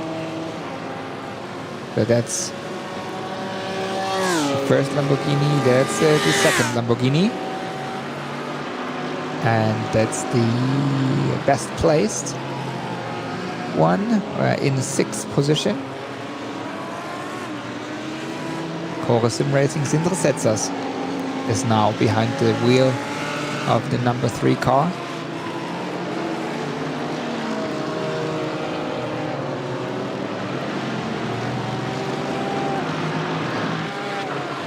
And there's quite a gap to the front, which is 10 seconds, and but only 2 seconds to the back, to the rear of Haupt Racing Team AM Solution. Florian Denzler is the driver there, and what we do, we go back to Cup 2 class, and I'm a little bit wondering how MRS GT Racing at Deutsche Payment, Florian Bodin, made the move to 2nd position. After pit stop, we saw that he was leading already, and I think it's just because of an early pit stop. Yes, it's because of an early pit stop. Shorter pit stop time compared to Usher Racing and SE Motorsport. So that's why MRS is in between them.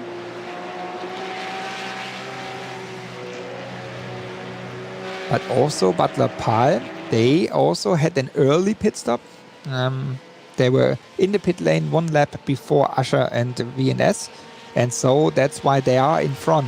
But that's always, when you can say that, like virtual, virtual, because in the end, it's gonna be interesting how that works out compared to this car. Both of them have to do one more pit stop.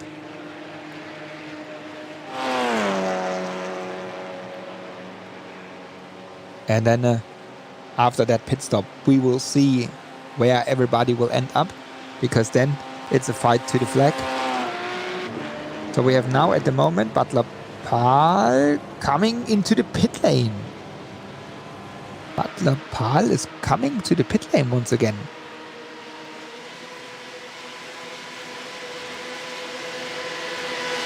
Okay. But for me, that is strange for me, because that makes no sense to, if that is in a regular, should be in regular pit stop, it makes no sense that Butler Pal is coming into pit lane once again. Keanu Buschmann is still the driver.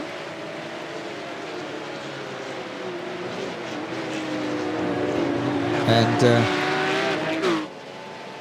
but they are doing their pit stop. And Till Norvik will take over now the 911 GT3 Cup car.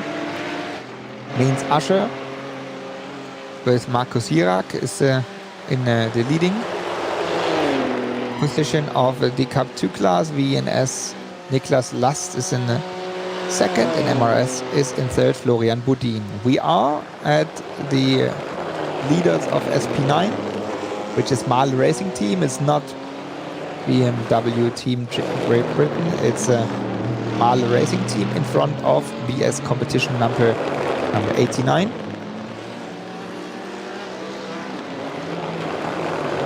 So there, it's still Laurin Heinrich driving that car, but also here the gap of 5.8 seconds is because of an early pit stop of Mahle. Then in third position we have Williams Esports.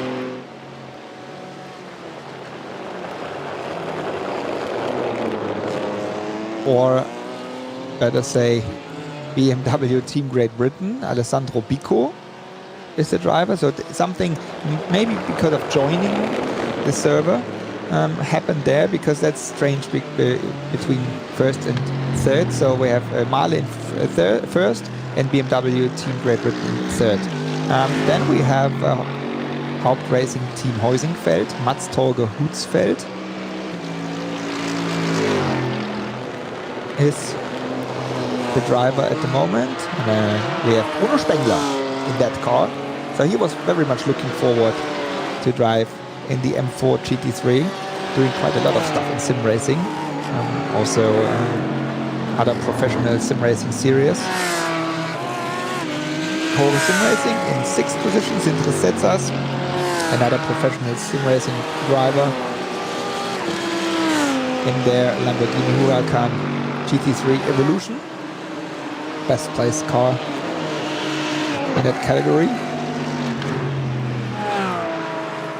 And behind them is Haupt Racing Team, AM Solutions, Florian Densler doing his second stint, and we go on board with him in the Mercedes AMG GT3.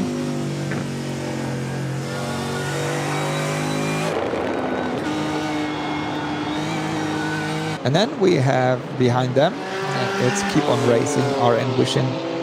Gabriele Piana is the driver, another pro driver for the BMW crew.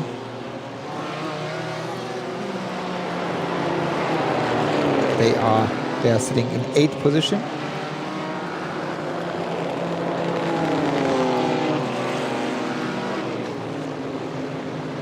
Making their way through SP10 class.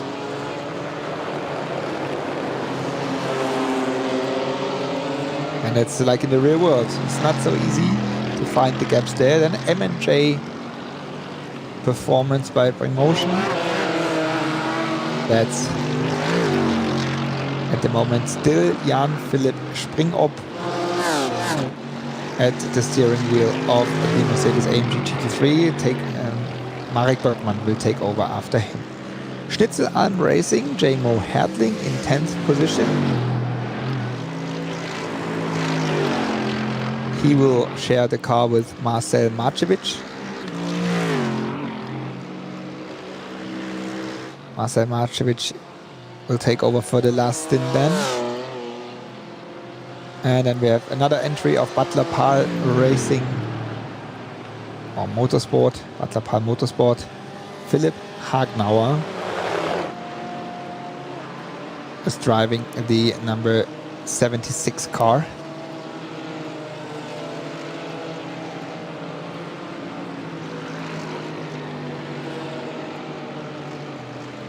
He's sharing the car with Florian Krüger. The next entry is Dürener Motorsport Club e.V. Dominik Spieker in their BMW. In front of Nimas Racecars Esports. Michael Nimas himself is the driver here. And then we have still in that pack in the front without having problems. We have ERC powered by FSP TÜV Rheinland, the Lamborghini Huracán in 14th position, and Andreas Käferlein is the driver there. We see the car here.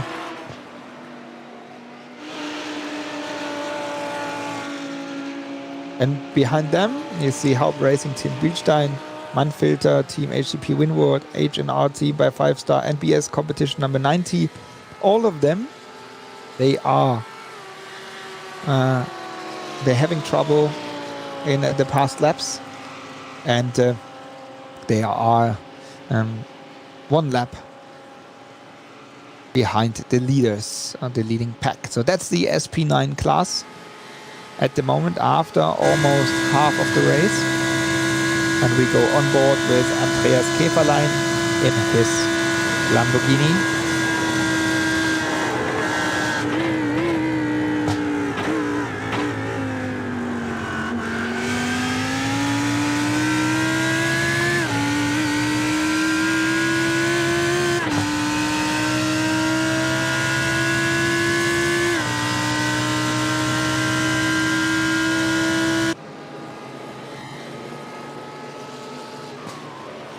And again, this sound is just amazing when you go on board with them.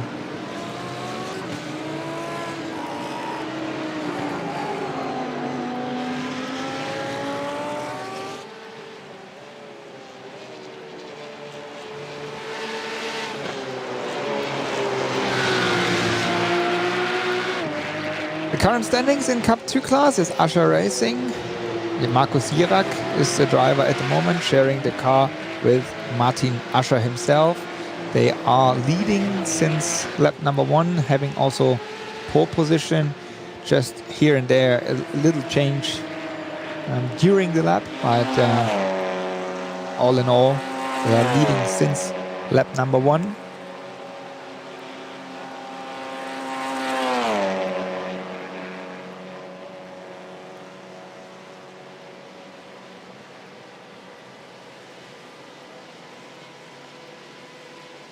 And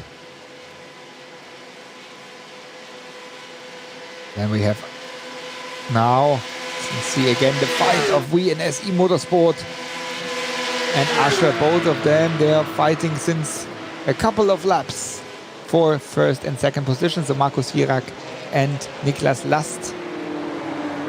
Very close fights, action-packed fights, but always fair. And we see clouds coming as we have mostly cloudy weather conditions, which is sometimes not easy for drivers, as the track is also dynamic in track conditions. But here we see that fight, that very nice fight in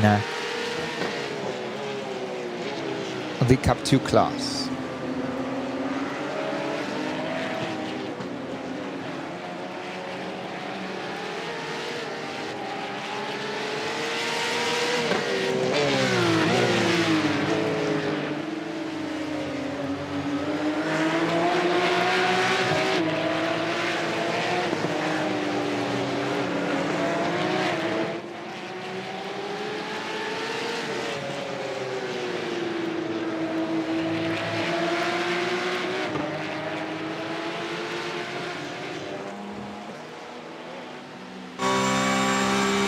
So still that's the fight for first and second position, and we go on board a little bit with the D911 GT3 Cup car of DNLS Motorsport.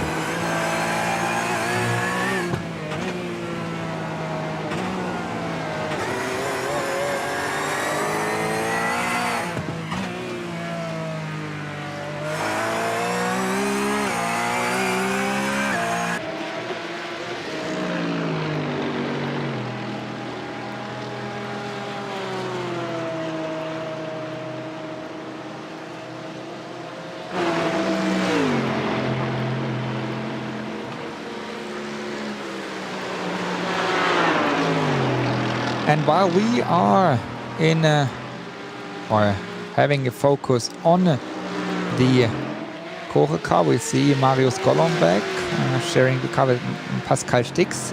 Pascal is still now driving the car, and Marius is I think he's in the interview in the German channel. We have also a guest here in our stream. And I would like to welcome Steen Ledger. Steen, thank you very much that you made your way here to us. Steen, you are with your car. You're sharing the car with Lars Bohl. And you are at the moment in a 5th position in your class. So how is the race going so far? Started off a bit fastest in qualifying of the cars that didn't have a draft. The two SimRC guys were very smart with using the two cars that they have to block out the front row. Lap 1, tried to make a move on the SimRC's Pro Sim team, and went around the outside of Schredenkreuz and ended up in the grass. I lost a fair bit of time there, and then later on the collision that very much was poor between us and the SimRC car into Hohenrhein chicane. And I felt there was nothing we could do, but race control says otherwise, so a bit further back than we should be. And what do you expect from all the things happening in the beginning of the race? I mean, we are just halfway through. What do you expect to going on for the second half of the race? Second half looks like Lars' pace is very strong at the moment, closing up on the SimRC car to get back to 3rd place in SP3T. Should be hopefully get the move done before he finishes driving his stint. And I think the gap to Team Hosingveld and SimRC after getting the penalized for being told not to race feels a bit unfair, but we don't think we can close up a 40-second gap to them. So had there not been a penalty, I think it could have been a good 3-car fight for the win, but not to be. We are also not only halfway through the race here this time, but also halfway through after this race, halfway through the championship and through the calendar. You are still second in the championship, only three points behind the SimRC guys. So what should be the goal, and what should be the strategy for the rest of the season? Full attack, or what is your opinion about it? I think the SimRC guys, it's very clear, they're a tough lot to beat around here. They've got the two drivers are very much nailed in with Jürgen and Felix. They're not an easy combination at any track, let alone Nordschleife. I think it'll be tough to catch back up in the championship, just based on the fact that we won't score where we felt we should today. be probably third place, and then I think it's a bit hard to come back because then we'll end up after this race with a 5-point deficit. It'll be a bit tough to come back in 2 rounds. But I think it'll be a good fight with Hosingveld for second in the championship. I think today, when all 3 cars were in clear air and we're all lapping within half a second of each other, I think it could end up being a good fight for the championship, and it could come down to last round between Hosingveld and us for second place in the points, and maybe last lap overtake into Hohenrhein. What is so special? Because we see in SP3T always so close and action-packed fights. It feels like even more than in all the other classes. What is so special? Why do we see that, especially in SP3T? I think in SP3T we've got 3 teams that are very evenly matched in terms of 1 lap pace, where, as I said earlier, we're lapping within half a second of each other around the 9-minute lap time. That's, in terms of percentage-wise, is incredibly close. But there's also the fact that these cars, especially up the hill towards Mutkurve, they run out of steam we don't gain a lot of speed up past 200 kilometers an hour. So the draft effect is really strong, and especially down Dottinger as well, where going up the hill past the Tour's fast entrance, the car slows down because it doesn't have any more horsepower. So being in the draft, you can really close up, and it keeps the pack really close together. And the forgiving nature of the front-wheel drive car means if you have a little tap or you're fighting with someone, the rear end will step out and you don't end up into a spin because you can just hit the accelerator to straighten the car up. It means the car's a bit more easier to race and follow each other because there's a little bit less risk involved in terms of making a mistake that way. That's quite interesting, and also we love to see the SP3T class. Coming back to you yourself, and next week we have another endurance race, not on the Nordschleife, but at the 24 Daytona. Do you also drive there yourself? Plan would be to, yes. I'm having some struggles with my wheelbase at the moment. We had this in the Saventic race where I had trouble with the wheelbase costing us position in SP3T as well. But probably have a go maybe in something a little bit quicker. Okay. Thank you very much, Steve, for your visit. Very much looking forward to see you guys also maybe climbing up a little more after the trouble in the beginning of the race here in the standings. So thank you very much for joining us here.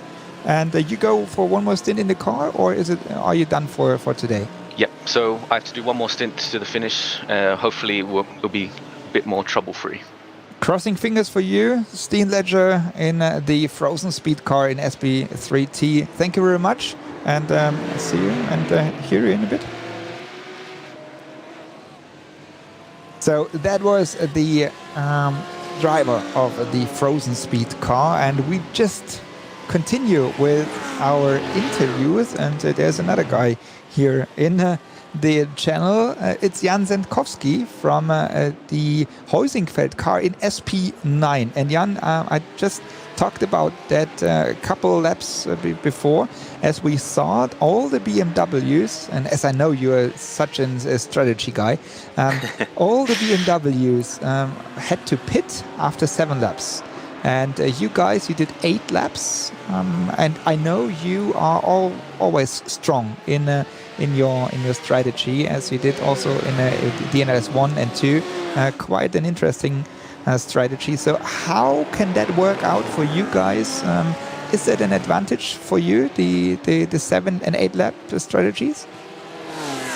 I think so, because predicted are 23 laps in the race. So yeah, with every lap you're able to go longer, you need less fuel at the end, so a shorter pit stop. So yeah, you might fall back now after the first and second stint, but maybe end up then in front at the end. So yeah, it's going to be interesting still, because I think it's just a few seconds that separates us from 22 or 23 laps. So yeah, it depends on the pace. It's let the leaders go from now until the end. Yeah, so it's going to be tight, and up until then, I can't really tell where we are.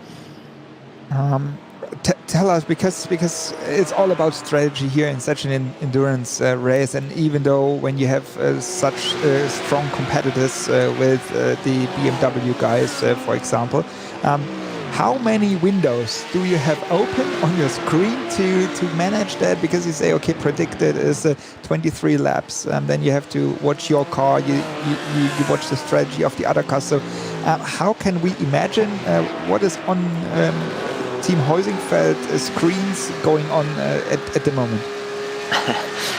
So yeah, there's the iRacing open, where we can look up the pace of the other cars stuff. So just looking where they are in terms of also traffic.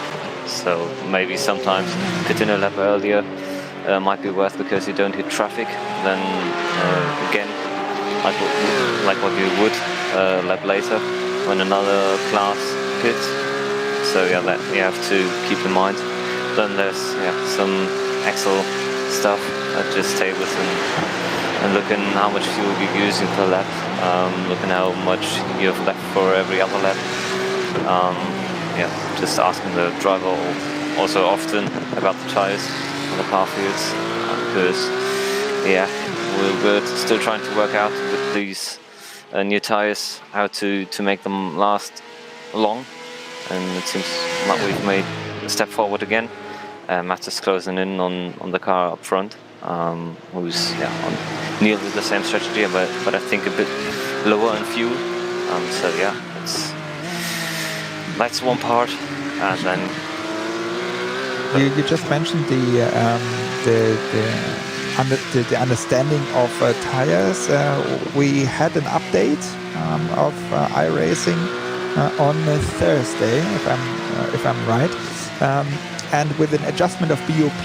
Did that hit you guys, or was that like equal for all the SP9 cars?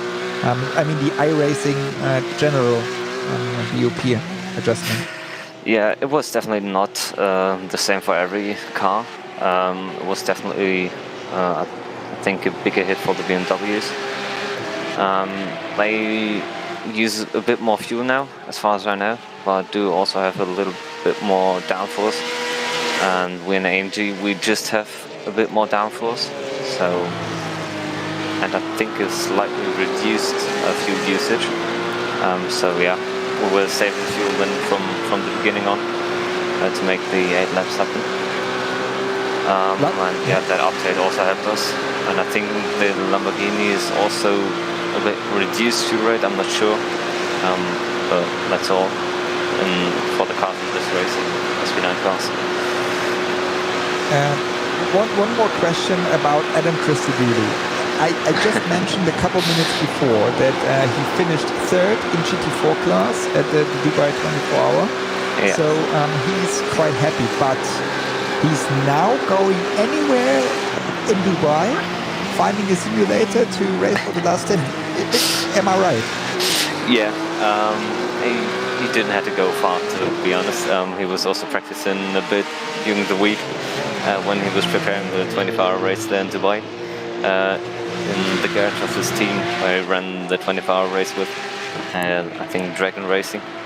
They have a simulator for Assetto Corsa, and he asked him if he can drive an iRacing race there on Saturday after the 24-hour race is finished. And so yeah, he headed back now to the garage. He's doing some preparation now. He's quite a bit slower than he was in the last races, because different simulator, completely different setup with pedals and stuff. So yeah, we're happy that we can run together today with him, and yeah, we'll hope just that we go to the end, and that would be a great result for us to just go through the season with him. That is amazing. This is just pretty amazing. He's crazy. Yeah, he's just crazy, but you guys also to do that and to make that happen. So Jan Zendkowski, we have just had in the interview from the Team Heusingfeld car. So Jan, thank you very much for visiting us, taking the time, and now back to your screens and calculating strategy and supporting Adam Christodoulou. So thank you very much. and good luck for the rest of the race. Thank you. And we go in a couple of seconds into a short break, and we'll come back for the last little more than 1 hour here at the DNLS.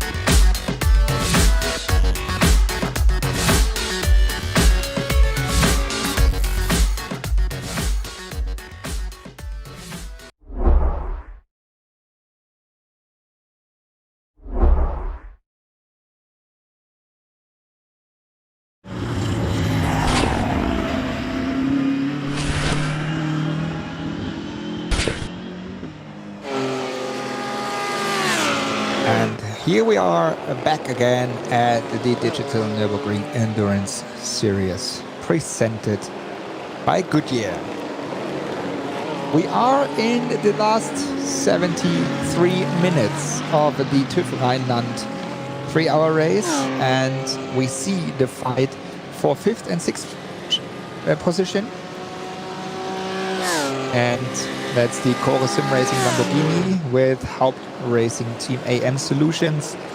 Still Sindre Setzers and Florian Denzler driving these cars at the moment. We just heard before the break Jan Zentkovsky. He was guiding us through some strategy points, and also Adam Christodoulou preparing for his last stint from Dubai. And so we are ready for that last hour, waiting for the pit stops, as the BMWs most probably have to come into pit lane after 7 laps, which is in about 4 laps to go. And then we see the Lamborghini and the Mercedes about 1 lap later.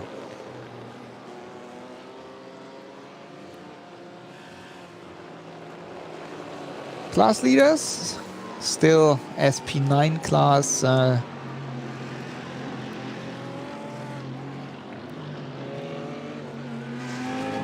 Is still Male. In the Cup 2 is Asher Racing. And in then we have Kore with Kastix in SP10, and in SP3T it's at the moment Bernina Racing Team.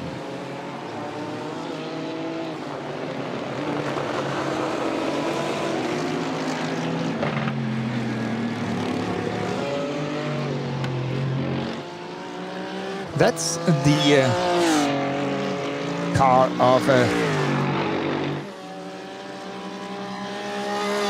Team BMW Bank.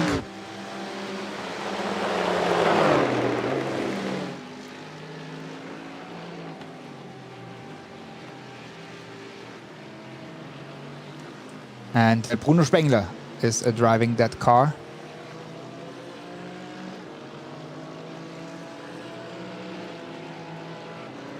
While Alex Arana took over the car. Oh, there was already the pit stops done of some of the BMWs in Male Racing Team. Alex Arana took over the car from Sami Matti Drogen and Elias Seppanen from Laurin Heinrich. So that's why Team BMW Bank is leading. And here we have BS competition number 89. Elias Seppanen in the BMW M4 GT3. Again, they left quite early. They pitted quite early, while Bruno Spengler stays out. And as we heard, Jan Zentkovsky, that car is on the same strategy, so that BMW Bank team is on the same strategy as Heusingfeld, most probably. And they are here, they are the BS competition. They have to come one more time into the pit lane, while maybe, I'm just thinking about it, I'm just thinking about the strategy. Maybe Heusingfeld only has to do one more stint, so one more pit stop. So that is very, very much interesting how that will work out. And while I see Male and BS for sure one more time in the pit lane, I don't see Haupt Racing Team Heusingfeld for more than one time again, while we see here in third position Alex Arana in working in his simulator, in his rig.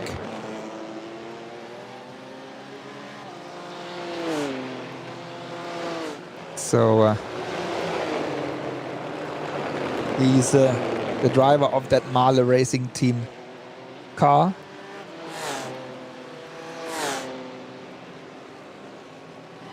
Running in third position. It's quite sweaty, it looks like. To be honest, I couldn't sit there in a hoodie. When I remember I was driving, I was sweating so much, I could almost do it topless. But because it's so exhausting and you're sweating so much, and he's sitting there in a hoodie, it's quite interesting. But coming back to racing, here lapping the cars from Cup 2. That was the MRS car. And maybe we see Team BMW Bank for the pit stop in pit lane at the end of this lap, or maybe they can do one more. If they can do one more lap, they have an advantage to Alex Arana and Sami Matti-Trogen, and also to Laurin Heinrich and Elias Sepanen. So these two guys here, because then they gain one pit stop. But it's just thinking about it. And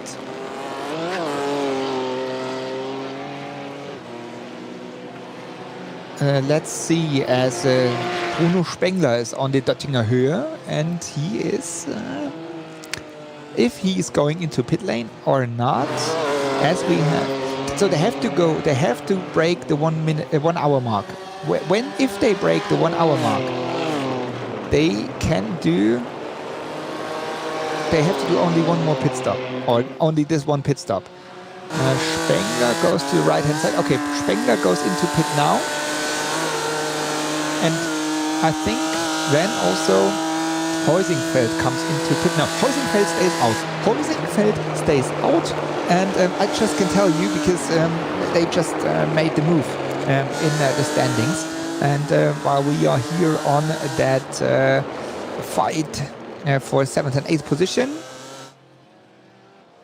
and we just saw that BMW team Great Britain Jesse Groen overtook Gabriele Piana. So now at the moment, just to clarify that, we have Mats Torkels Hutzfeld in front of Mahle Racing Team Alex Arana, and then we have BS Competition Elias Sepanen. So that's the order right now. And as Team Heusingfeld is doing one more lap, they go under 1 hour, and I think, if I am right, they only have to do one more pit stop in the next lap. And if they do that one more pit stop in the next lap, whoa. Close fight between Krohn and Piana. Piana is doing the same as he is doing in real life racing. So being aggressive and trying to push and put pressure. Now Piana comes into pit lane, while Jesse Krohn stays out. But I think they already done their 2 pit stops. And so yeah, that's gonna be very interesting how that works out for the leading pack. We are here with BMW team Great Britain. That's Jesse Krohn and Alessandro Vico.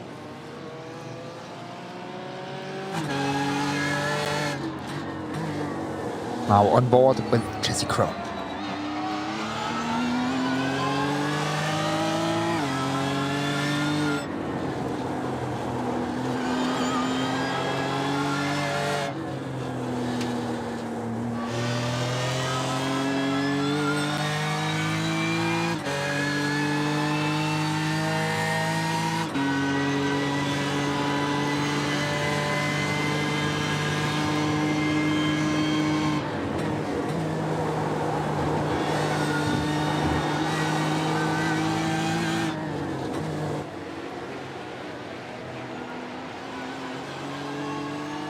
And Jesse Krohn, he is having a special ambient light in his room. So maybe he likes it cozy with his red light. Or maybe that everybody knows when they enter the room, he's on air. So that he's driving now. So that's Jesse Krohn up left in the split screen. And we see him driving himself and also on board in the car in his BMW.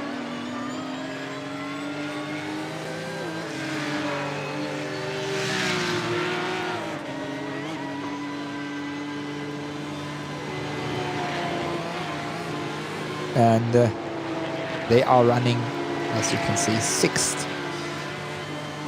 in the current standings.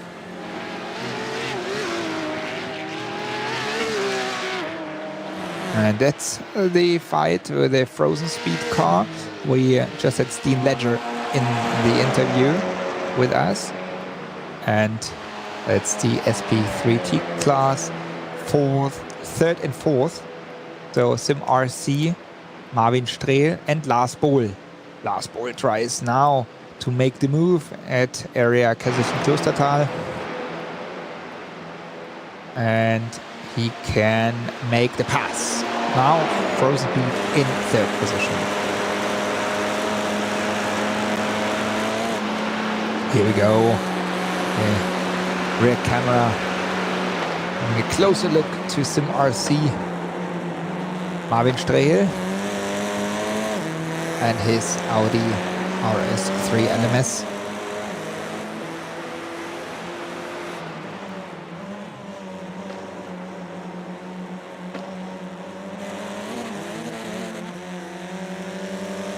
In the championship, as we just said, the Frozen Speed's 2nd and Marvin Strehl, so that's the 1st and 2nd here in the championship. Frozen Speed 2nd with 15.01 and Sim RC, the blue labeled detail car, is in 1st position with 18.76 points. So here in the race they are in 3rd and 4th. In the championship they are 1st and 2nd.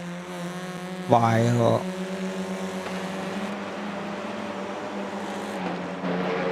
no, I'm wrong. Sorry, Jürgen Frank. Sorry, that's the other car. Sorry, that's the sister car. So the red labeled car, it's the leading pack. It's the leading car in the championship. Frozen Speed 2nd, but here the Pro Sim, so the Sim RC Pro Sim, and they are in 4th position in the championship.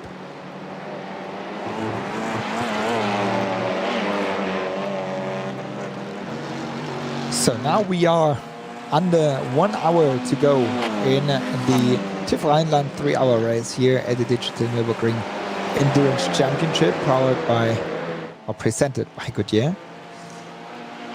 And at the moment we have a Mercedes AMG GT3 leading in SP9.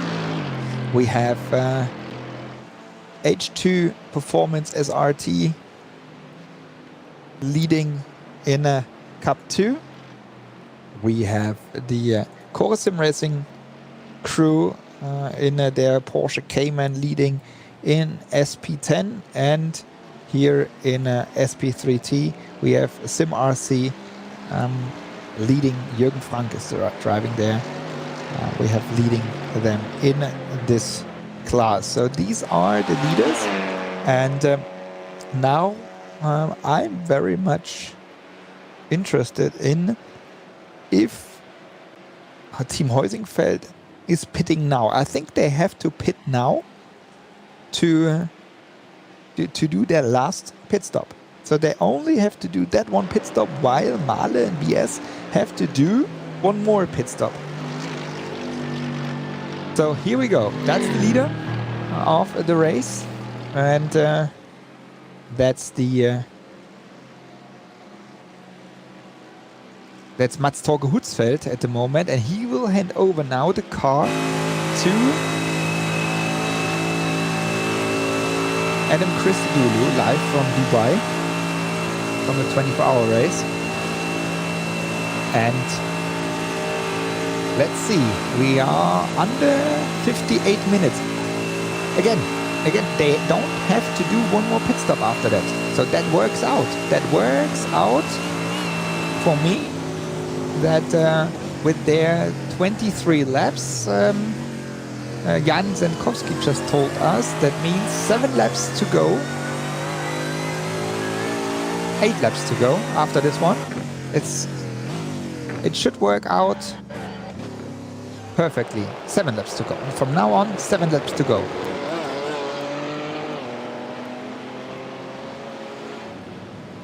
Here we go. Mahle Racing Team.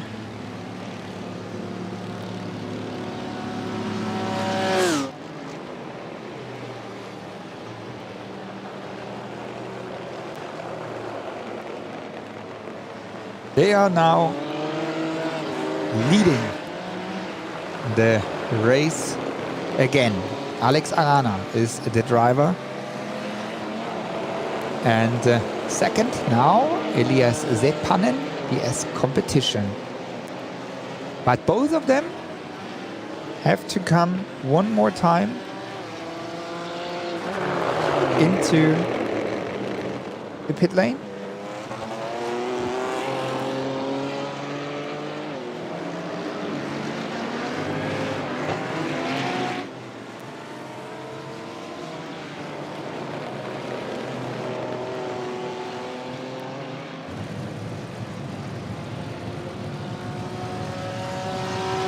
And here we see that is a Team BMW Bank. Kai Kaschube once again, as Niels Koch is not sharing the car with Bruno Spengler and Kai. So it's Kai Kaschube, then Bruno Spengler and Kai Kaschube once again.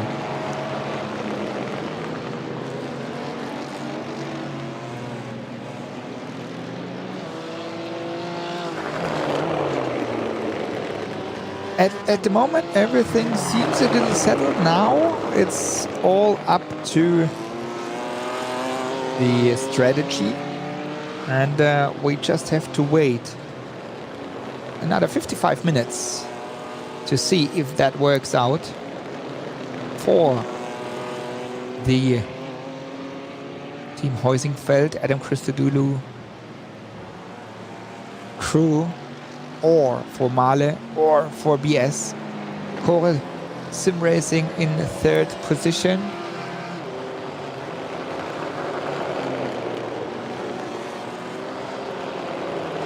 Also having done their pit stop, I think. Yeah, they have to. Or maybe they were out for even one more lap. Maybe also Core Sim Racing is playing a major role.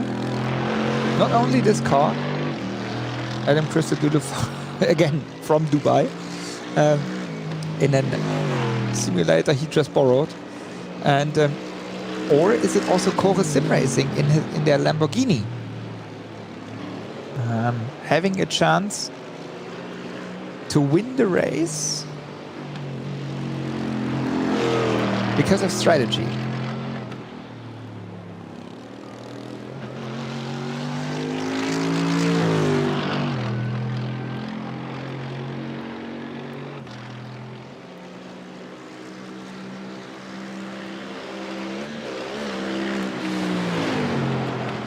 So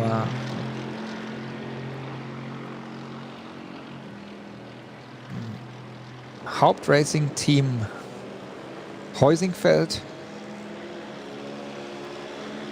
again on a special strategy in the class SP9, because that's what they say. That they say that's the only way we can have a try on the strong lineups of a BMW. And so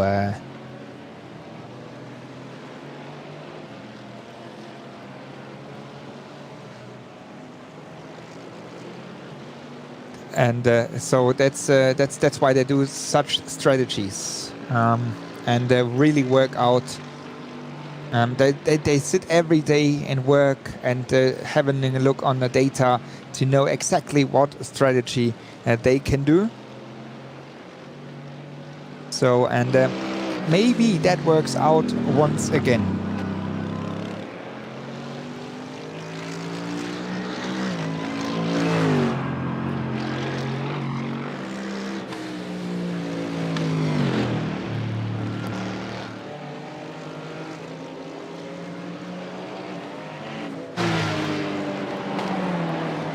We make the jump into Cup 2 class.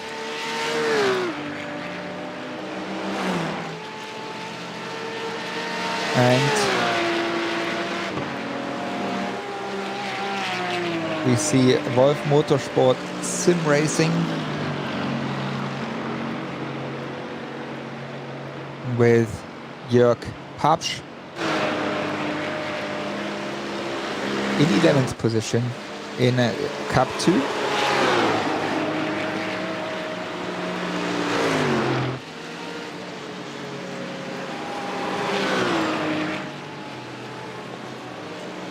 And I just got the confirmation from one of the drivers, of the leading drivers. I'm just trying to figure out what is going on, and they say it's gonna be very close if they do one more or less lap. While we see here Jörg Papsch in his seat, in his rig.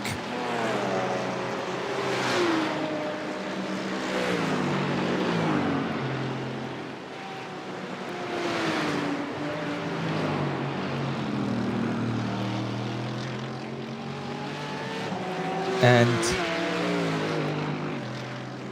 so while checking a little bit strategy for you guys in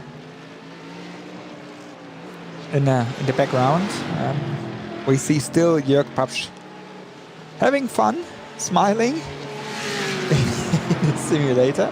I would love to see Patrick and Ollie driving also in the simulator, and I think that would be one thing we need to see at the end of the season. And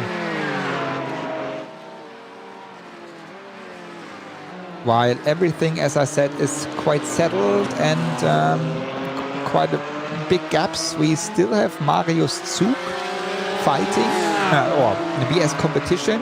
Marius Zug is sharing the car there with Robert Heger, and they are fighting for second and third position with the Team RSO, with Nils Lorenz. And so that's the closest fight at the moment on the track for second and third position in SP10 class. Niels Carstensen had the fight with Marius Zug, and now it's Robert Heger who is fighting with Nils Lorenz here. BS competition versus Team RSO.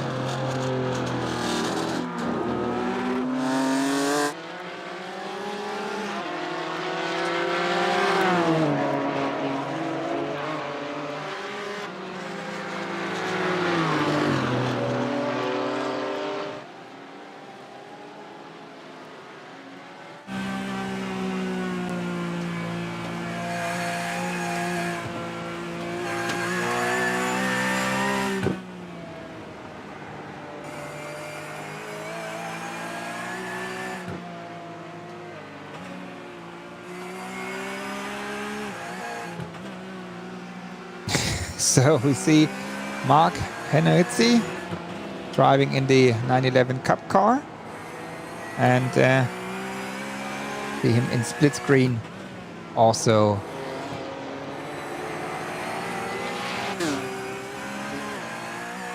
driving with quite concentrated.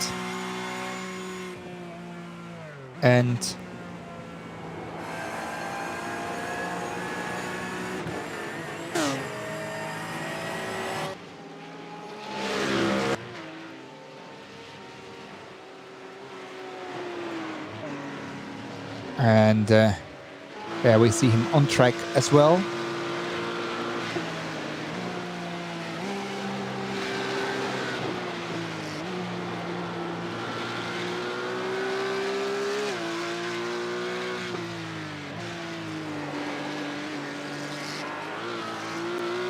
Mark is pushing more and more in sim racing again. He started a couple years ago and quite a long time ago, and now he's back at it and is driving even more and more and more, and doing now his second DNLS race, and also having done the ADAC Sim Racing Cup. And now he's smiling because maybe he just saw that he's on screen. Maybe that's why he's looking there and looking fully concentrated and looking very much professional, Mark. And yeah, so that's in a Cup 2 class. They are in Cup 2 class in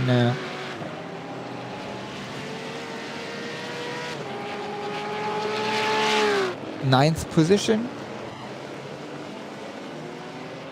And quite alone on the track. Here we see the Cup car of Mark Henneritzi. And then we have a replay of Mark Henneritzi with a crash at the big jump of Pflanzgarten. Went off track there, a little touch with the barrier. So maybe that influenced a little bit the car of him. We see here on the right hand side, we see a little damage as well. Then we go into class SP10. Keep on racing our Envision STS car Loris Brock in a 6th position at the moment.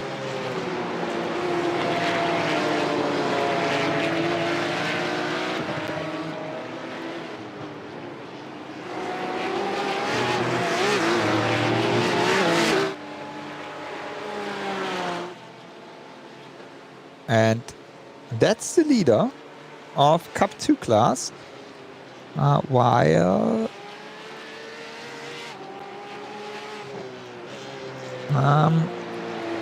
where is Ascher racing? Martin Ascher or Irak, he is there. Okay, there's a little gap in between both of them. So VNS eMotorsport can make the gap bigger.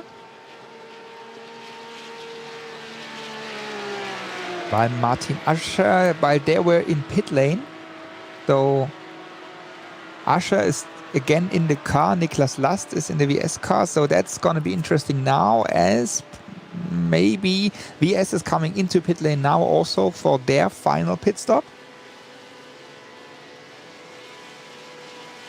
So we will stay on there and have a look if Niklas Last is coming into pit lane now for their final pit stop, and then we see where they will end up. So he goes to the right hand side. Yes, pit stop now for V&S eMotorsport by H2P. And now let's see where he will end up, and in the close fight with Ascher racing, Martin Ascher himself.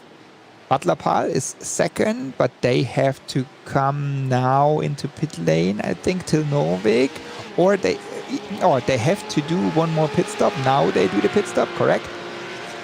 So next one is Sim RC Cup 2, Simon Grossmann, but they are not in the fight of the top runners. That's that car here, Simon Grossmann. And Ascher Racing. That's the car we are waiting for. Here we go. Simon Grossmann comes into pit lane. And H2 Performance SRT most probably is coming to pit lane as well. No, they stay out. H2 Performance taking over the lead now. But I guess they have to come one more time into pit lane. So here we go. There's Ascher coming, and there's VNS. There is VNS. Here we see Ascher, and VNS is coming out of pit lane, and that's the fight for the championship, for the victory of the race. That's these two cars. They are fighting for the win. As while H2 Performance SRT is not in that fight, I guess, because they have to come into pit lane one more time. And so that's gonna be very close. Now in the VNS car is again Dennis Aras Fabri. We see him here. Maybe there's still some stuff from Christmas, I guess, behind him. And fully concentrated. Dennis Aras Fabri in his cup car. And he has having a look into the mirror. See Martin Ascher, and he knows how to fight with him, because that was the fight in the beginning of the race as well.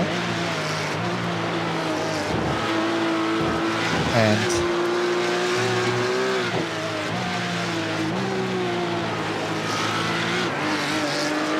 here we are on board with Martin Ascher from Ascher Racing.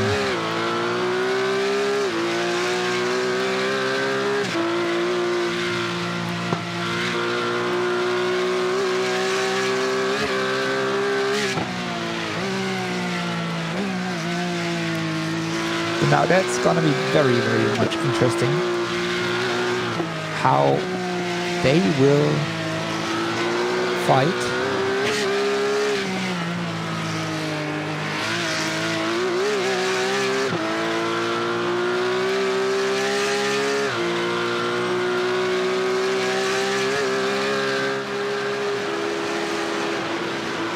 And again, Dennis Aras Fabri.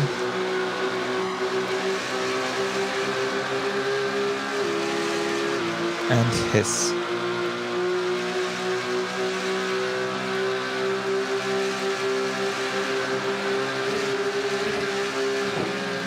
car, the 911 Cup car. Just checking if the Butler Pal car, but they are too far back, so they lost too much.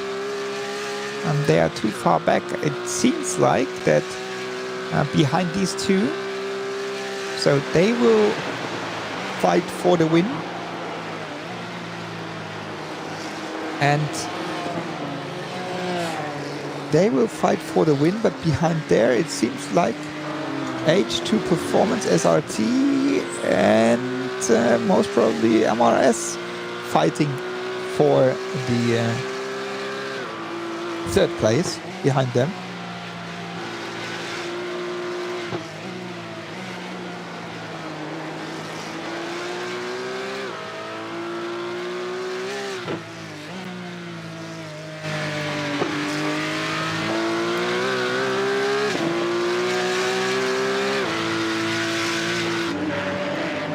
I will see here very nice onboards of Dennis Aras Fabri.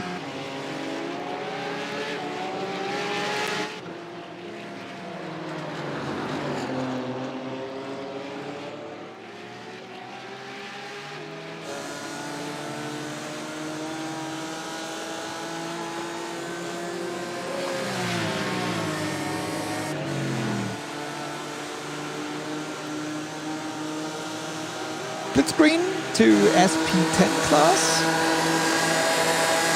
And we see BS competition, Robert Heger and RN Vision.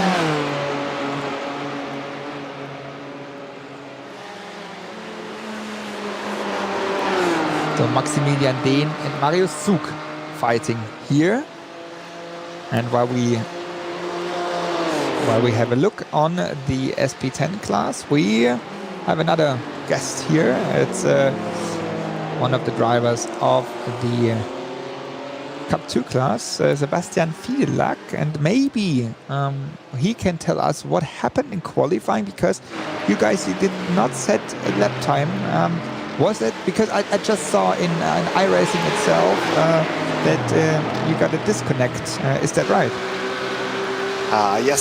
So firstly, hello and welcome to the Digital VLN live stream. So we're very happy to be here, and yeah, our driver, our first driver, wasn't able to complete the lap. He got some off tracks during his qualifying laps because yeah, the conditions were very tricky for him to cope with, and yeah, on top of that, he got into the pit lane from the Nordschleife. We got a drive-through for the first lap, so yeah, race was pretty much over in the first lap. Okay, so that was what happened right in the beginning, because we were wondering why you are so far back there, because usually we know you are right at the front pack fighting with them. Also, we see here still the fight for the victory in your class, Asher Racing and VNS Motorsport. So, and how did the race went after that first couple of issues? Pretty much very good.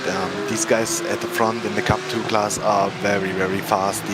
Especially Martin Ascher and Thomas Asmussen. And today is a new name. I think he didn't drive before. Dennis Aras Fabri. He did a very good job in the opening laps. And yeah, these guys are very, very fast. But our first driver, René, is very fast as well and can go with these guys. Yeah, my job in the second stint then it is to just not crash the car and keep the distance as close as possible so that we can have a chance. But yeah, today it was very difficult. Temperatures are very high again, so the car is very, very slidey. The Cup Porsche is very tricky to drive on a Nordschleife either way, but yeah, today with the very high temperatures, it's very difficult to drive again. One more question, because then we go into into a short break. But you are fifth in the championship, Sebastian, and with your team in Nürburgring Esports, 9 points behind the leader. So what can happen in the championship? What do you think? I think to fight for the championship on raw pace, we are not able to, because yeah, I'm pretty much about 5 to 6 seconds slower than the real fast guys at the top. But our job is to make no mistakes. Like today, we did mistakes, and this will cost some points for sure. So yeah, the biggest issue is to make no mistakes over the season, over this short season. But with the Cup Porsche on the Nordschleife, anything can happen. So you can crash out. You just lose the respect of the Nordschleife or for the Nordschleife 1 second, and you crash out. Have a 5-minute pit stop, and your race is gone. So yeah, just keep on going, keep our head down, and don't do any mistakes. That's Sebastian Fiedelak from Team Nürburgring Esports. Thank you very much for the short interview. We just go into the break, but for the news, and now we know what happened just in the beginning of the race. Thank you very much, Sebastian. Thank you, Jan. Crossing fingers for you guys, and we will go into a short break of the Digital Nürburgring Endurance Series presented by Goodyear, but we will leave you with a split screen so you can follow the action still on the screen.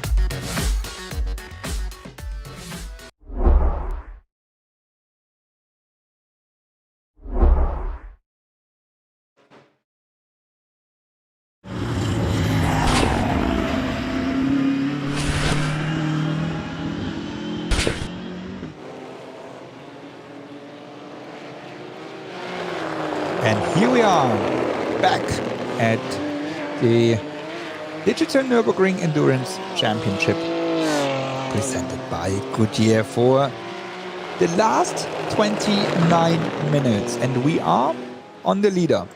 We are here with Mahle Racing Team and Sami Matti-Trogen, who is leading the race. And that's gonna be very interesting because we just got the information that Mahle and for sure BS have to come into pit lane one more time.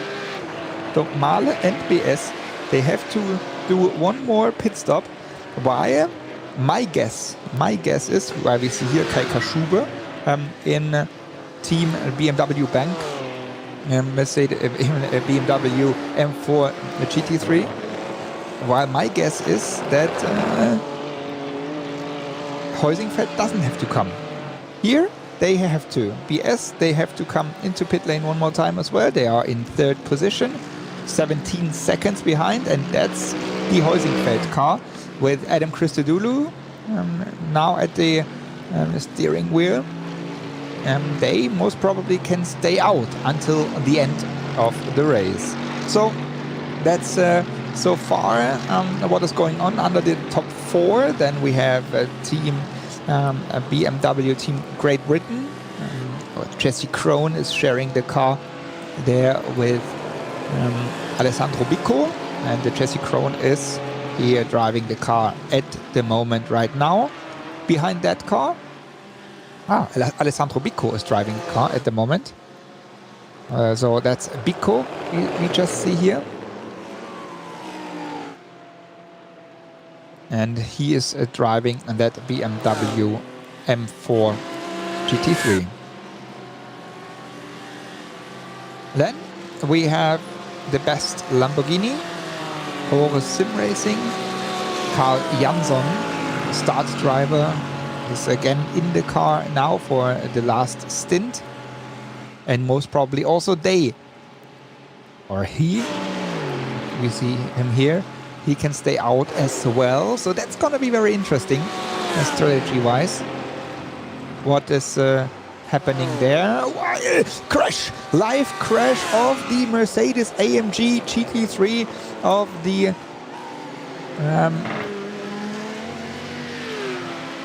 Mannfilter Team HCP Winward. Marvin Dienst is the driver there, so he just lost the car there in that fast left-hander. So, and we are back here with Carl Jansson.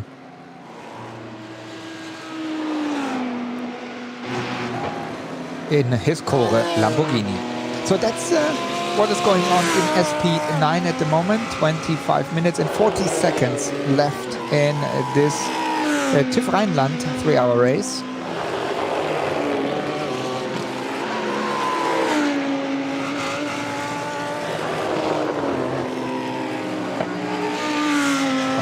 Still on the Lamborghini. 3 Lamborghini entries we have. It's Horus Sim Racing. It's H&R. And it's ERC powered by FSP TÜV Rheinland.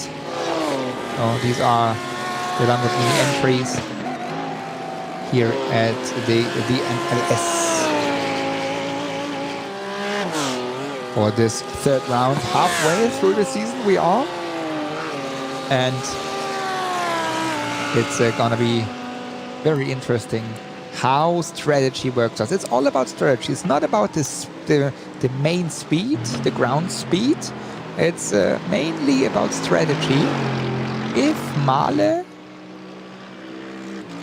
BMW Bank, and the BS competition can stay in front of Heusingfeld, they have a gap of 42 seconds.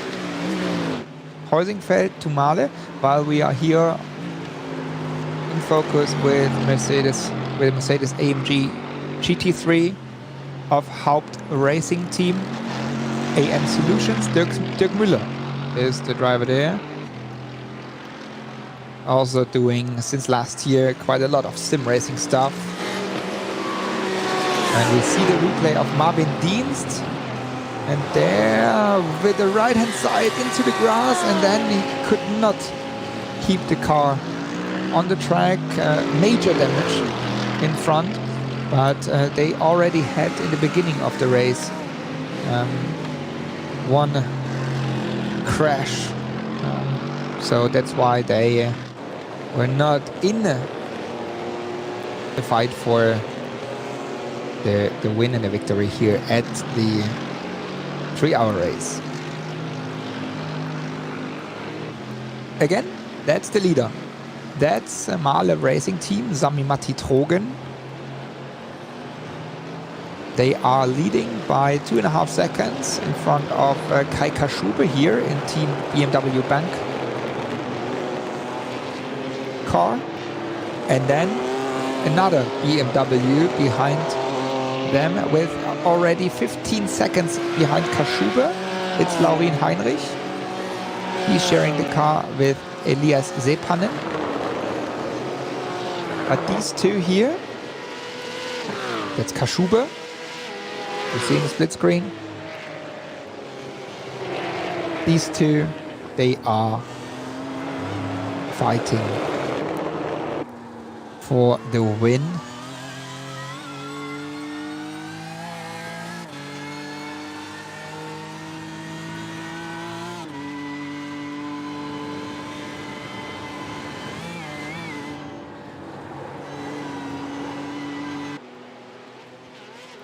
And Kaschube is pushing hard. Last lap time 2 seconds faster, 2.5 seconds faster than Sami Matti Trogen. They gained quite a lot there. Now we are here on board once again with him on the roof camera.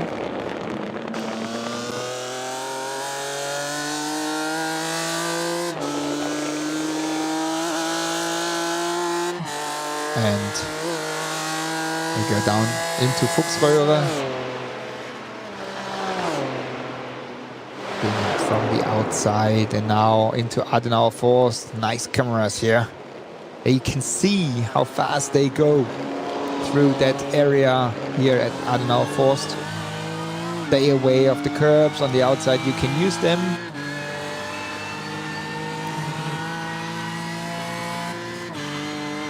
And then we can see Kaschube is gaining more and more. So the gap between Sami Matti Trogen and Kai Kaschube is getting closer and closer. With almost 21 minutes to go. It's 3 laps. 3 laps to go for them.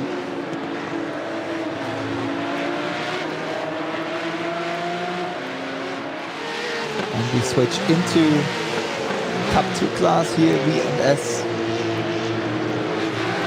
E-Motorsport.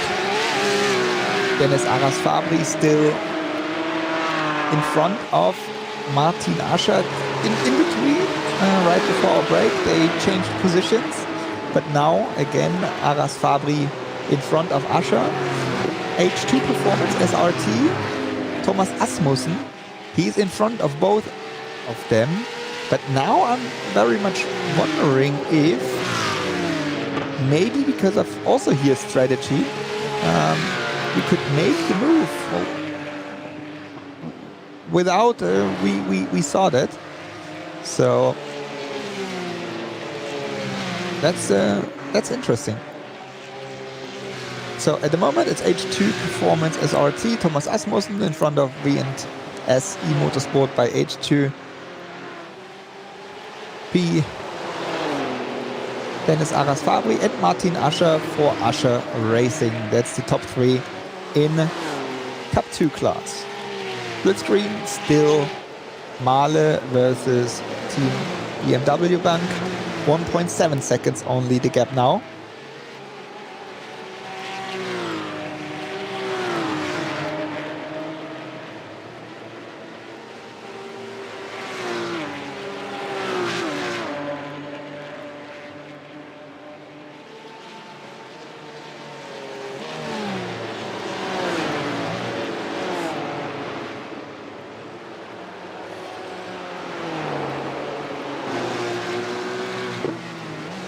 And the gap is getting smaller and smaller, while we still see here on the large screen the Cup 2 fight. In the small window, it's 1.4 seconds, so another 0.3 of a second closer together. It's the first and second position in the race of the TÜV Rheinland 3-hour race.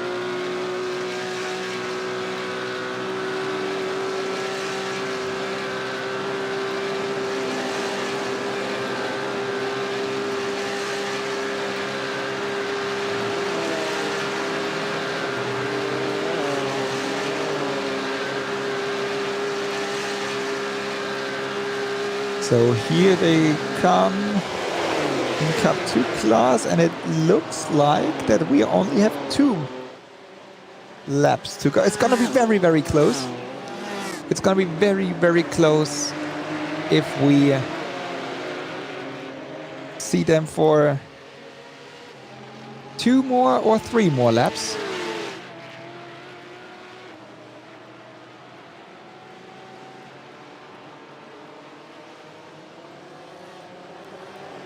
So you see there, Cup 2 class is very close together now, and there is the attack of Dennis Aras-Fabry on the outside on Thomas Asmussen. Asmussen defends on the inside. Aras-Fabry makes the move on the outside. Aras-Fabry is taking over now first position from Thomas Asmussen, and also Martin Ascher makes the move. So now it's Aras-Fabry in front of Ascher and Asmussen. That's the top 3 in Cup 2 class.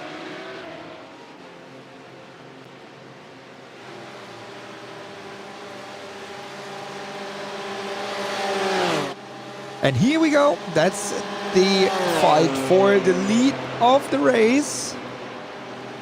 Sami Matti Drogen in the Mahle Racing Team BMW in front of Kai Kaschube. And now we probably see the attack. And 16 minutes and 15 seconds. 16 minutes and 15 seconds means we go for another 3 laps. 3 laps we go. And that means the calculation of Heusingfeld was probably right. We are in lap, we finished lap 20. And now it's just a couple of seconds which decide whether we go 1 more lap or 1 lap less.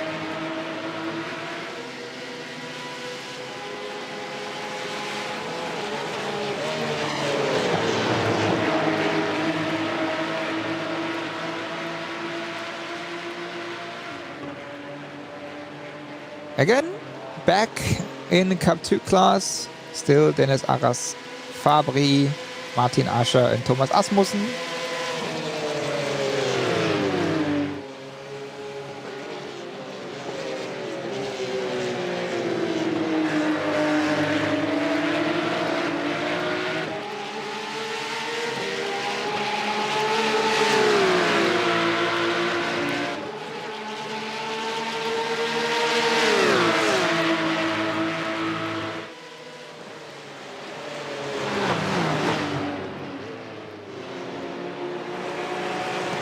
Ascher is still waiting for a chance to make the move on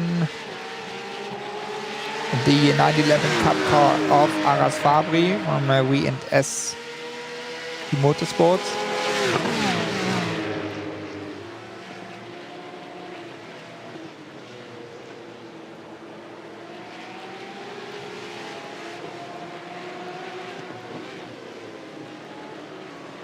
And here we see them very close to it. That's the top 3. Again, that's top 3 in the Cup 2 class.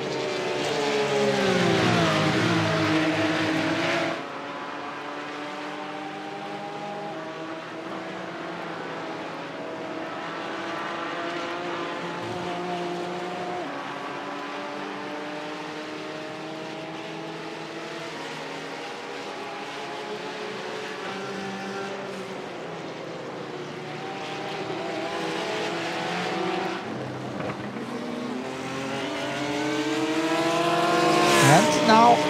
Switching to SP9 class, Chorus Sim Racing is closing the gap, or has closed the gap to BMW Team Great Britain. Alessandro Bico is the driver in the BMW, and that guy here, Carl Jansson, is the driver in the Lamborghini. And he tries to move on the outside at Schwedenkreuz, but there it is not possible. Not in the SP9 class with the GT3 cars. So Jansson is talking to his teammates. Lindres Hetzers is his teammate. And he is talking, they are talking how they can find a way past the BMW for 5th position then. And again, calculation a little bit in the background. We should see the two BMWs in front, or mainly number 4 and 89, so Mahle and BS, in the pit lane after this lap. I guess they coming into pit lane after this lap. Or we see a replay here from Ascher and Aras Fabri on the outside, and that left kink. Does he really do it? On the outside, and Ascher goes wide onto the grass, but he makes the move. Ascher makes the move on the grass for the lead. So now Ascher is in front of Aras Fabri. So, and that won't be the last time they overtake each other. Back live with Chorus Sim Racing and their try on the BMW here at Bergwerk. He tries to move late on the brakes, and Jansson makes the move. There's a little smile on his face. But typical Scandinavian. Not very much. But he knows exactly that it is not over yet. 2 more laps to go.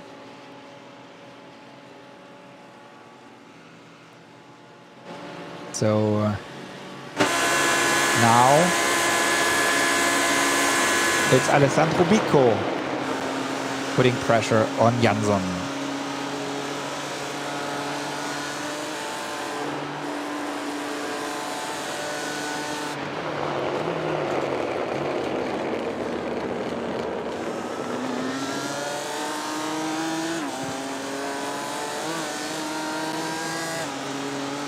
So, as we are going into the carousel and around the carousel,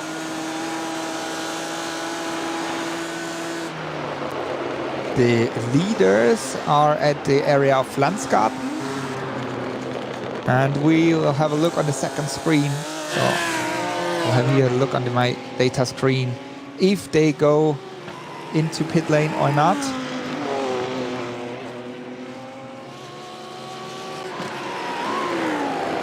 And 9 minutes and 20 seconds left here at the 3rd round of the Digital Nürburgring Endurance Championship. Team BMW Bank, Heike Schube, as he overtook Sami Matti Drogen 1 lap ago, or as we went into this lap. He is the leader in front of the named Drogen, and then Laurin Heinrich with a 16 seconds gap.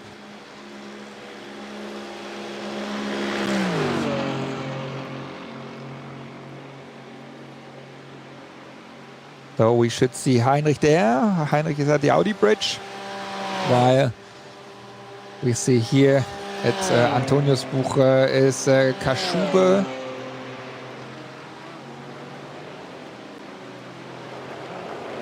And through Hohenrhein chicane. Does he come into the pit lane? No.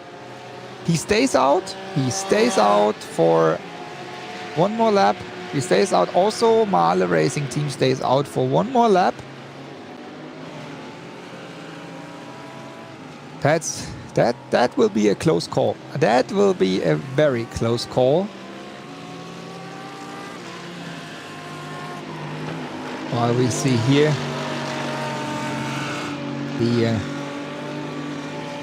the car of the Lamborghini Huracán GT3 Evolution of ERC powered by FSP TÜV Rheinland. Max Muntermann is the driver, and in front of their car, that's the quite heavily damaged Mercedes-AMG GT3 of Anfilter HTP Winward.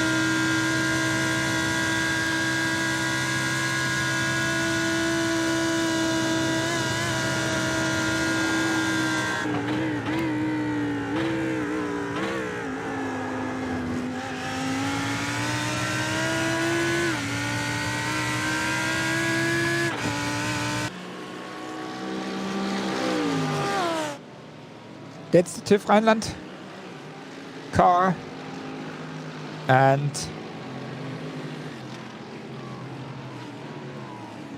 as we are driving with them, we are having a look in the other classes. Again, everything seems settled so far. Cup 2 is still fighting. While in SP10 everything is settled, it seems, and also in SP3T.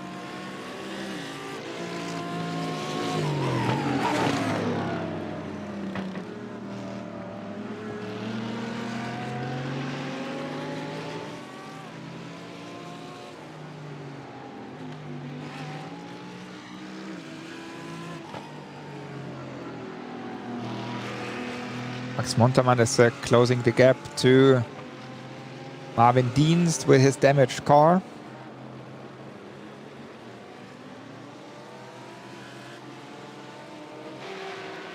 So it's for 12th and 13th position. That's V&S Motorsport. Then it's Aras Fabri, only in 3rd position. What happened there? Also quite alone on the track. And it looks like that he had a crash. The car looks damaged. And something happened there. Something happened with this car, because here you can see quite good on the left-hand side. There is the damage. And something happened to Dennis Aras Fabri, because he was in the fight with Martin Ascher. And Aras Fabri looks also quite exhausting.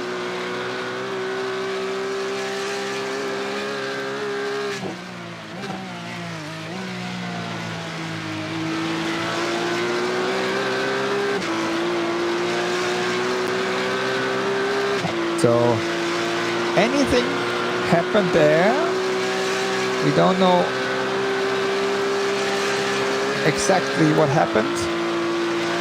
But he's only in 3rd position with a damaged car now.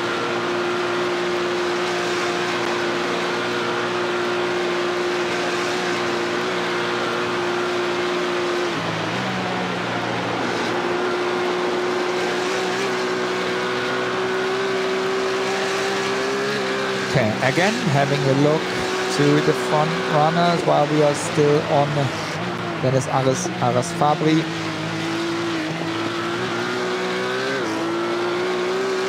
And you can see how he is fighting with his 911 GT3 Cup car. And we see here, that's the replay. He just touched the grass a little bit. Went on the grass.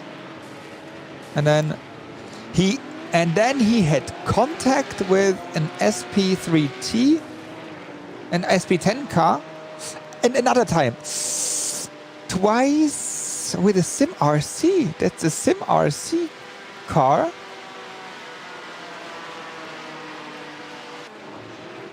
Oh, whoa, whoa. I think race control doesn't really like to see that.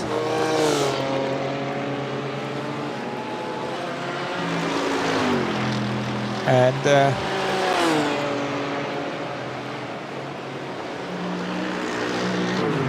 maybe, and if I see it right, number 228 gets a drive-through penalty for unsafe rejoin with collision.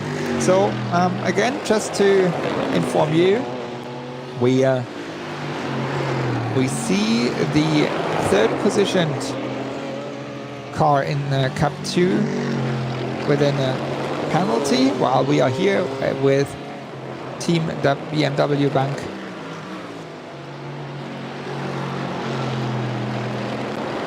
And Kai Kaschube.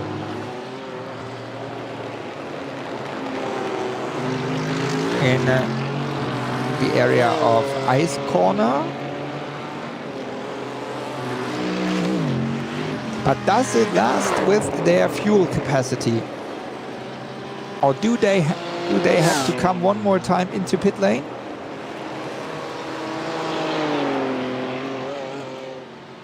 So that is the question we have.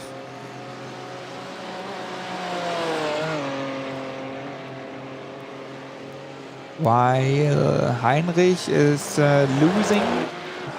losing time in third position. So at the moment it's Kaschube who is the fastest.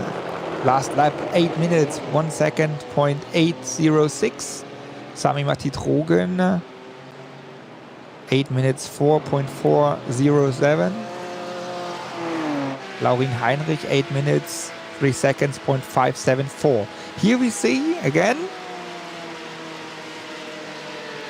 the BMW.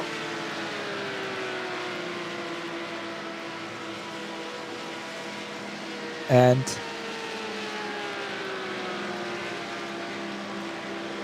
he's lapping the Schnitzelalm car on 11th position.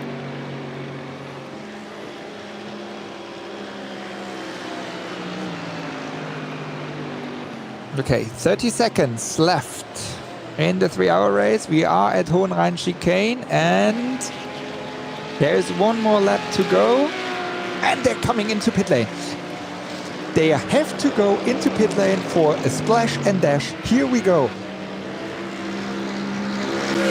And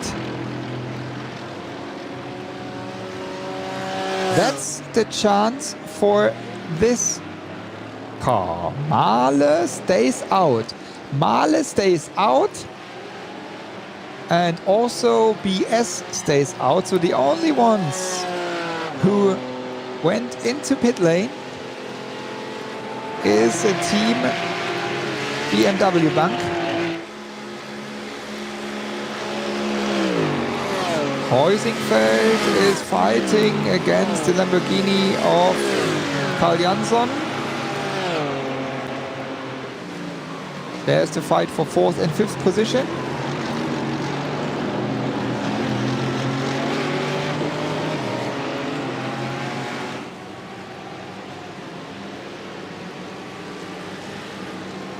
And here they are, slipstream a little bit of the SP10 car.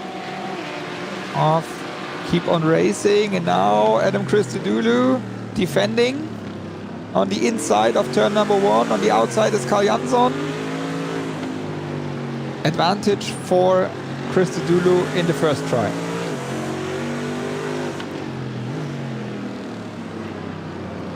We are in the final lap. We are in the final lap of the TÜV Rheinland 3-hour race. And we see the fight for the 4th and 5th in SP9 class. And here we go. There we saw the little touch from Carl Jansson against Adam Christodoulou.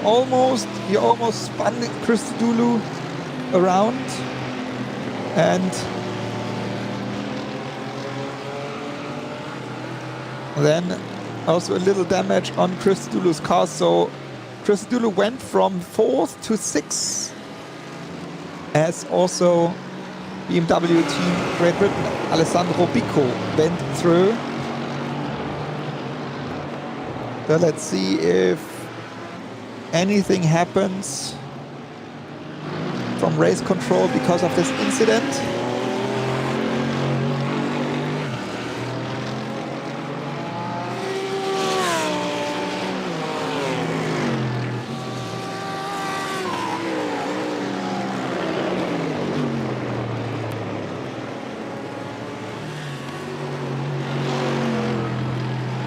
And again, that's the replay here. Jansson tries to go to the inside, and then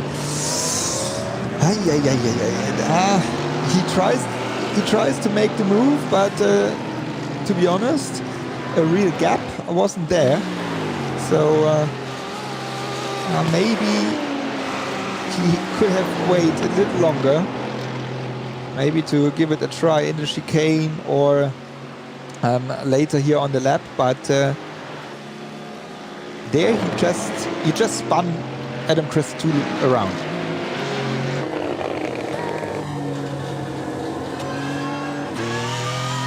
Jesse Krohn, we are on board with.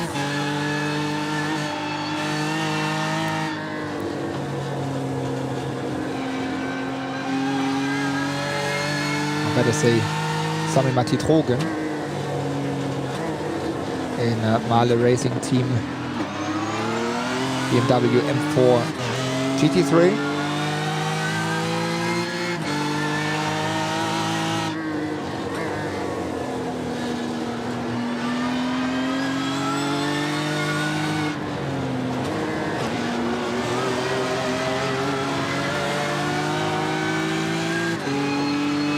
It's the leader of the race, and they have a gap to the second position car of a BS competition of about 20 seconds, a little more than 20 seconds. And then in third position is Team BMW Bank. Core Sim Racing with the Lamborghini in fourth, and another BMW in fifth position. Again here, that's Christodoulou putting pressure on that fifth position BMW. Adam Christodoulou in his Mercedes AMG GT3.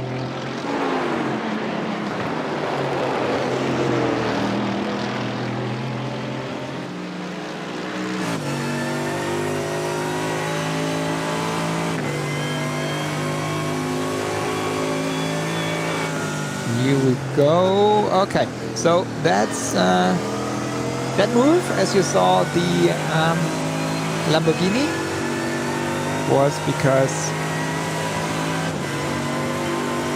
Adam, because of that touch, because Carl Jansson had to change position with Adam Christodoulou. That was the information from race control, and now we see here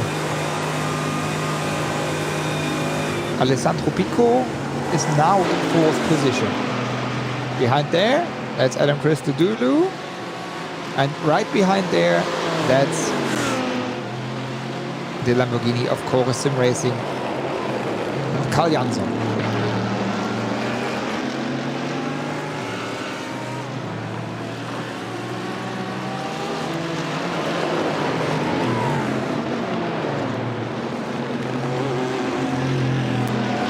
We are at Carousel. The leader is in a Pflanzgarten.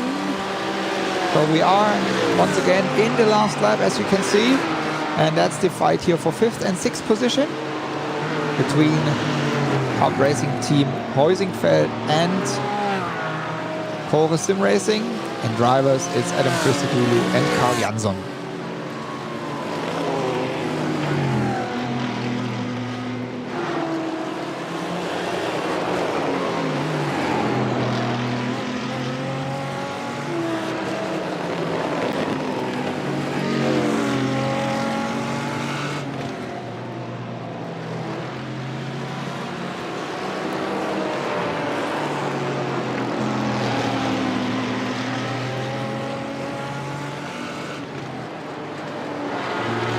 Again, Christodoulou has to defend very much.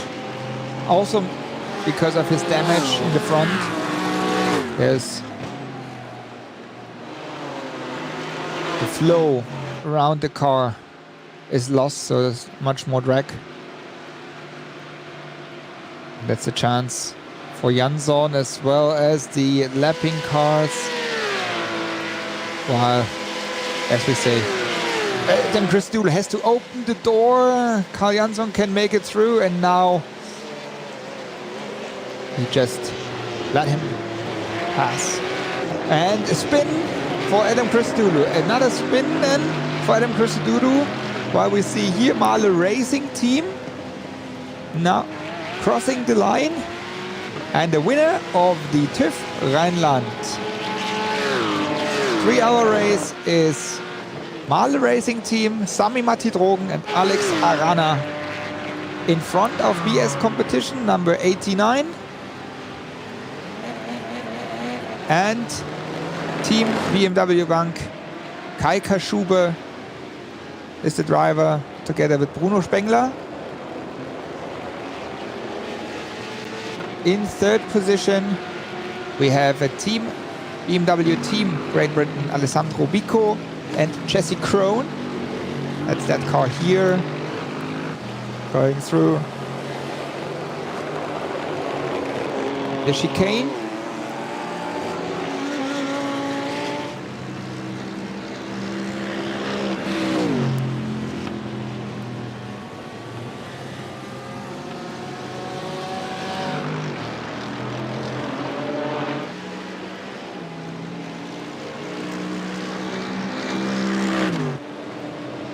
Adam Christodoulou just crossed the line and in 6th position. And behind there it's Haupt Racing Team, his teammate AM Solutions, Dirk Müller in 7th. Sharing the car with Florian Denzler. Here we can see Dirk Müller in 7th.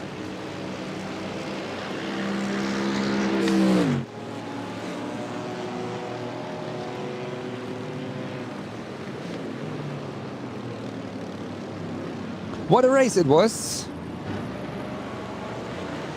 It looked like that it will be decided by strategy, but a lot of fuel saving made the way for another victory of Mahle Racing Team after pole position in the last race and a little bit of bad luck.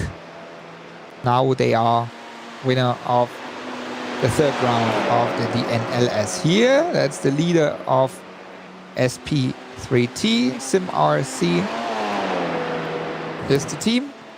And Felix Luding is the driver. And he's sharing the car with Jürgen Frank.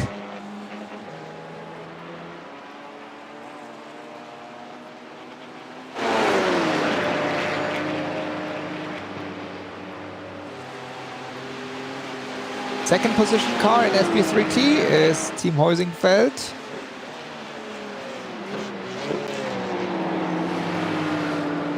And that's Patrick Kubinci and Marcel T. together with Sven Klatzel and Michael Schöttler. And Steen Ledger from Frozen Speed we had in the interview. They are in third position together with Lars Bohl. He is driving here the Audi RS3 LMS.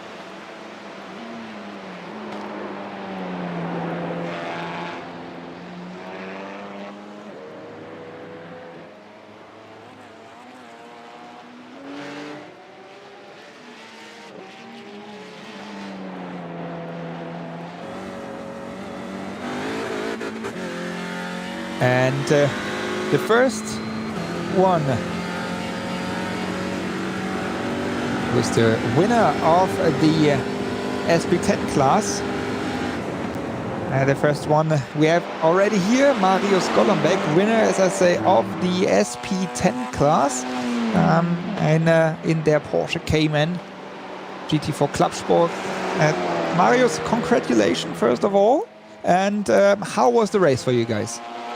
Thanks, Jan. Yeah, perfect race, to be honest. Happened so fast. I mean, it just takes a little mistake from the BMW guys in the first stint, and then you get one chance to kind of break away, and it just worked perfectly. Car was great all day, despite having more kilos than ever, so the BOP just keeps hitting us. But everything worked perfectly today. So now, after a little bit of unlucky race in the last round, you are now back in the real championship. So with the win, so how, after halfway through the season, how is the strategy and how is the tactic for the last or the second half of the season? Yeah, just as you say, we needed to win today because RSO has 2 wins and they've been doing a great job all season. And we did that today, so just to keep us in contention, we need to keep on winning, as simple as that.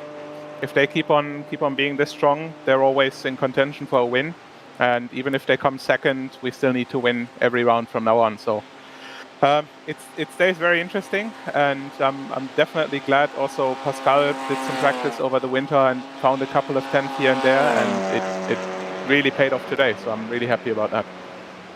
Coming from DNLS, maybe a little further down next week, another endurance race. Are you guys also sharing cars in the 24-hour at Daytona?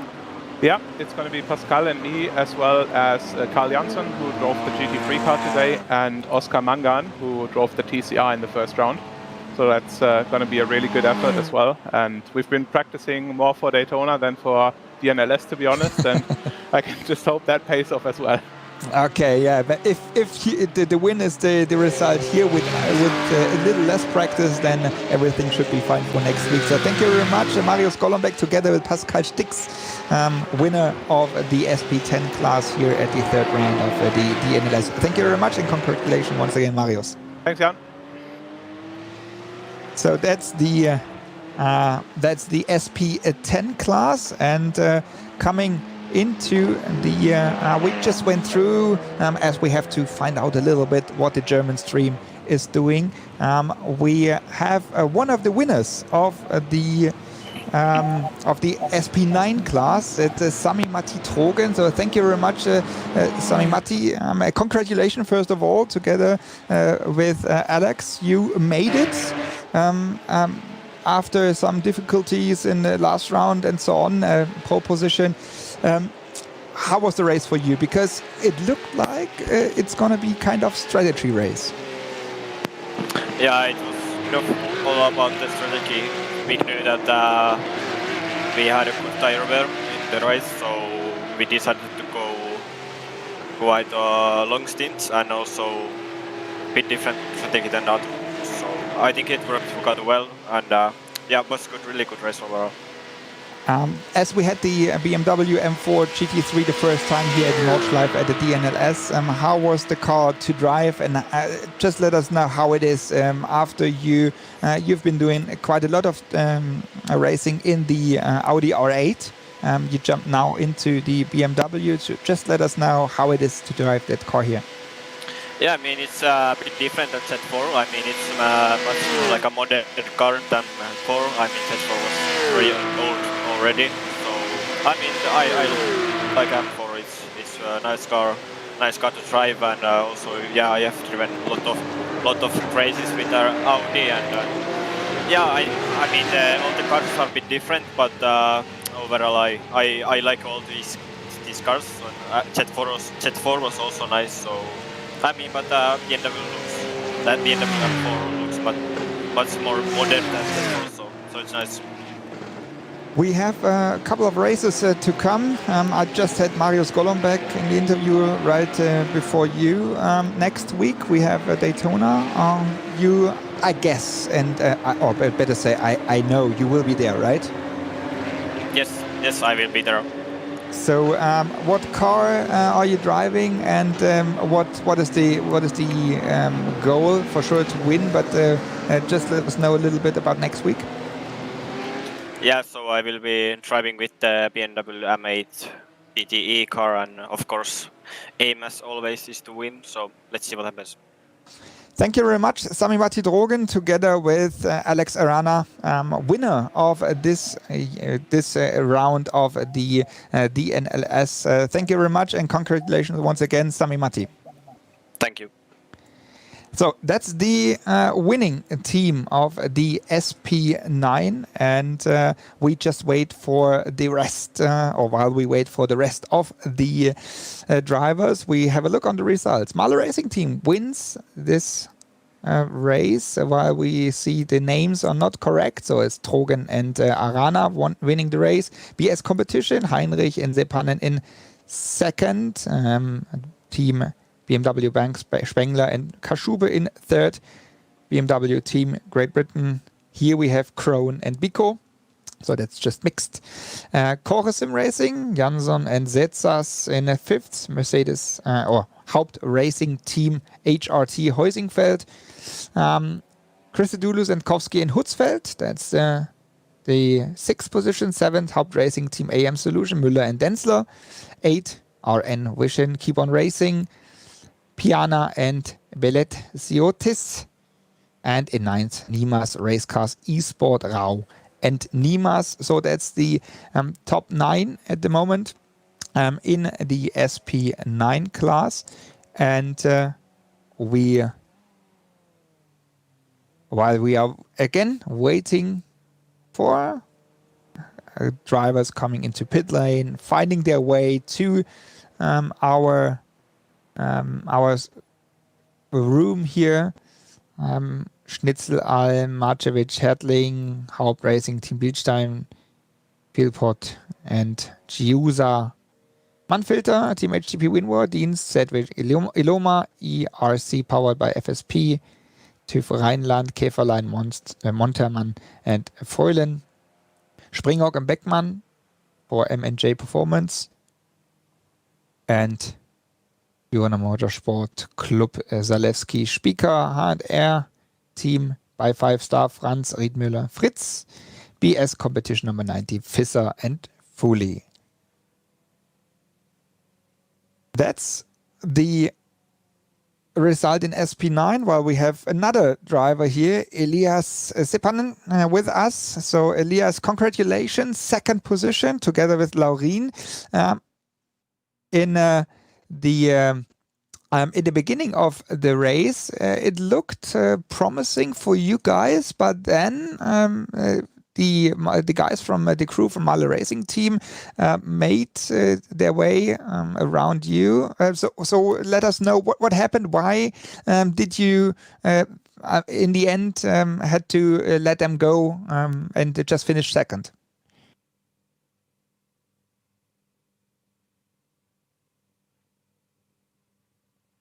Maybe he cannot hear us.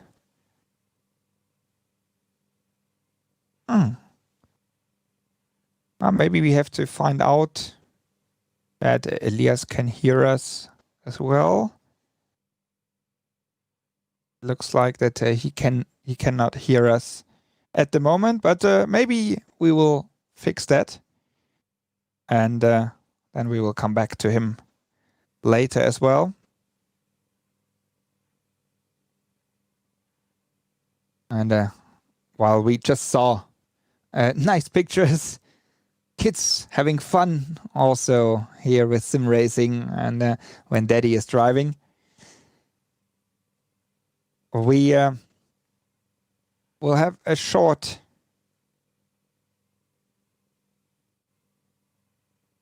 overview over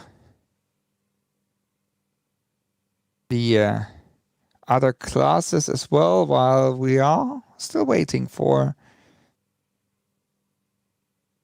Elias Sepanen. Now it's working. Yes. You just tell me. Yeah, perfect. Elias, congratulations first of all to second position. But the question was, in the beginning, it looked quite promising for you guys. But then you lost a bit of pace against the Mahler Racing Team. What happened there? The start of the race was really good. Laurin managed to get a pole position, and we led the first stint, but then we struggled a bit with the tire wear I think we were trying to double stint the tires, but it didn't really work.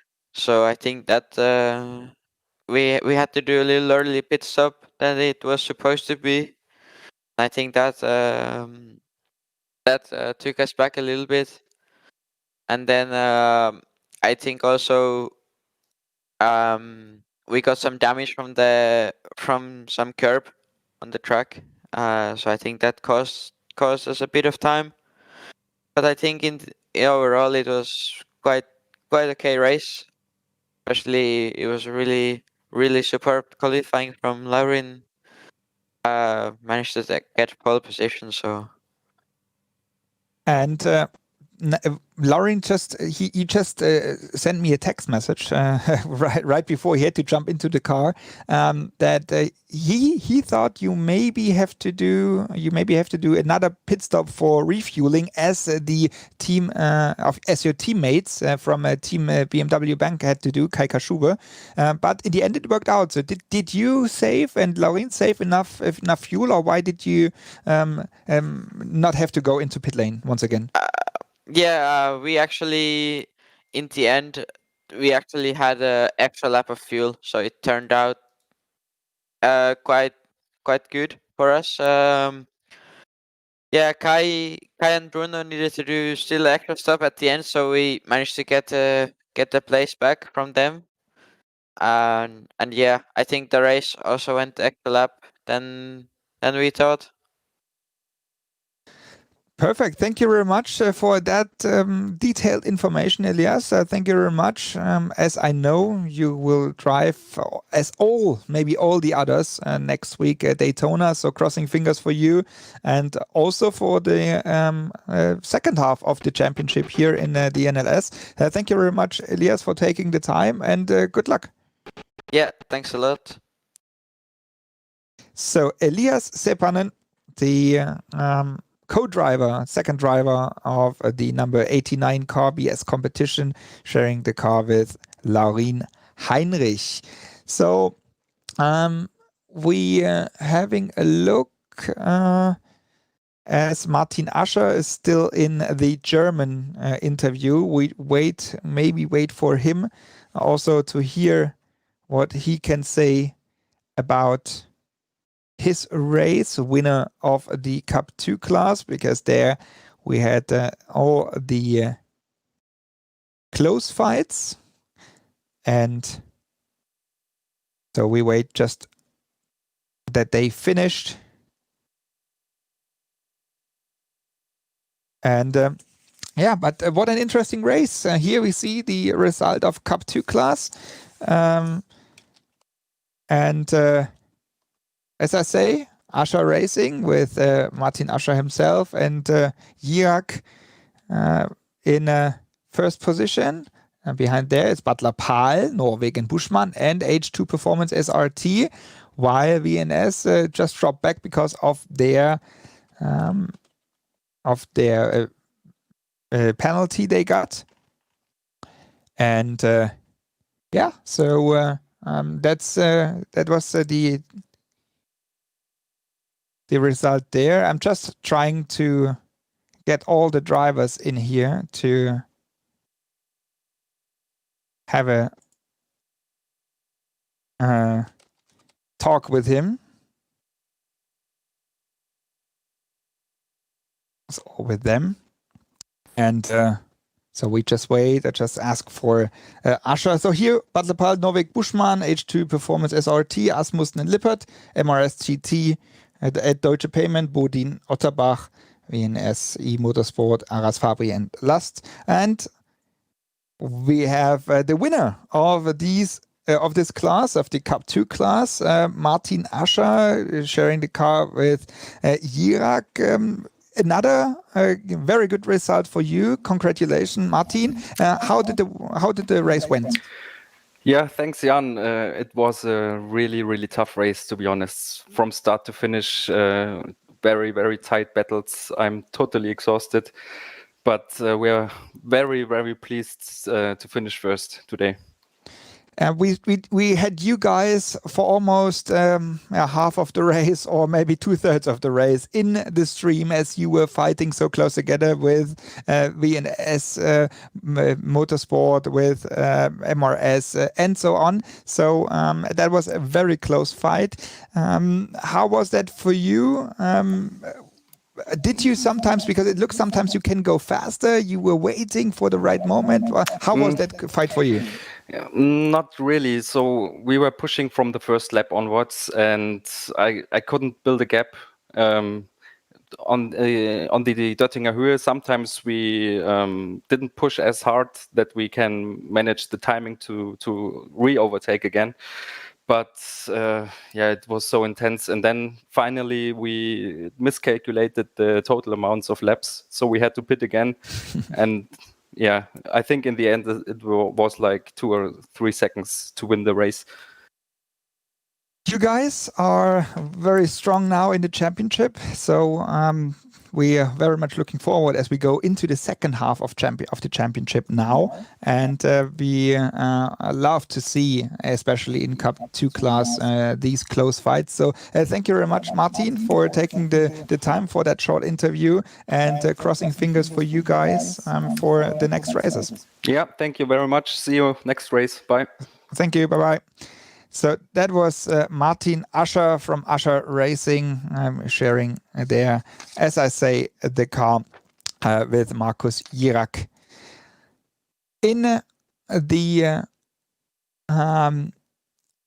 SP3T class, I tried to get the winners of the race, but they seems to disappear already from here. So unfortunately, it looks like we are not able to have a chat with them. But yeah, in the end, it's SimRC SP3T team. Felix Luding is one of the drivers. Jürgen Frank is the second driver. They won the SP3T class, and again, they are building now their they're building up their gap and their championship chances.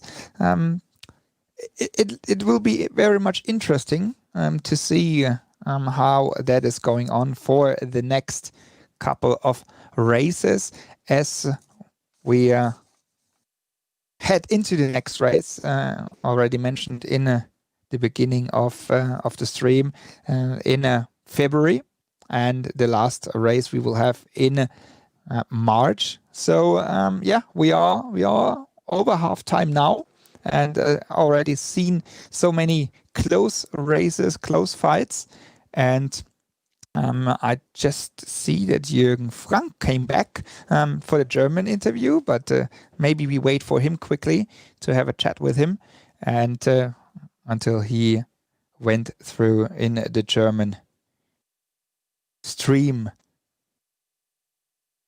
That's it until here from the TÜV Rheinland 3-hour race. And what a race it was. A very nice and strong debut from the BMW M4 GT3, but also, not only from this car, also from the cars of a Lamborghini. While we here, last but not least, see the result of the SP3T class, SimRC, as I said. Jürgen Frank and Luding winning the race in front of Team Heusingfeld, T. Kubinci, Klatzel, and Schöttler. Frozen Speed, Full Send Racing in third position, Ledger and Bohl. Right behind there, it's SimRC, Low Grip Racing, Raceline SimSports, Bernina Racing Team, and in 8th position, Power Team Racing. That's the top 8 in SP3T. And congratulations there to Jürgen Frank and Felix Luding for another strong race.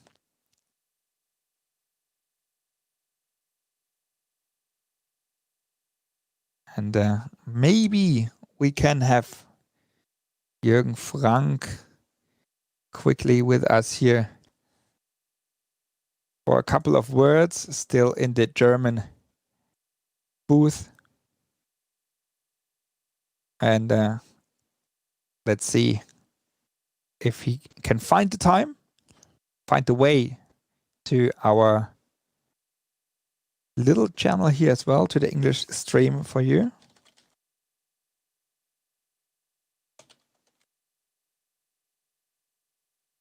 And while we are waiting for Jürgen Frank, we can have one more time a look onto the calendar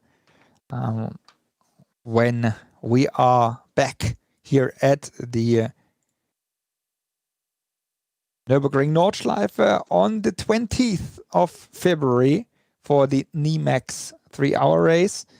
And there we meet back here. So in about 4 weeks, we meet here again.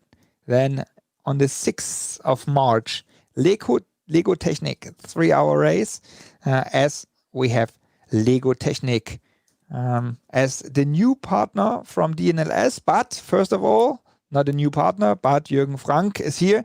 Congratulations, Jürgen, for you and Felix for winning the SP3T class. Another strong race from you.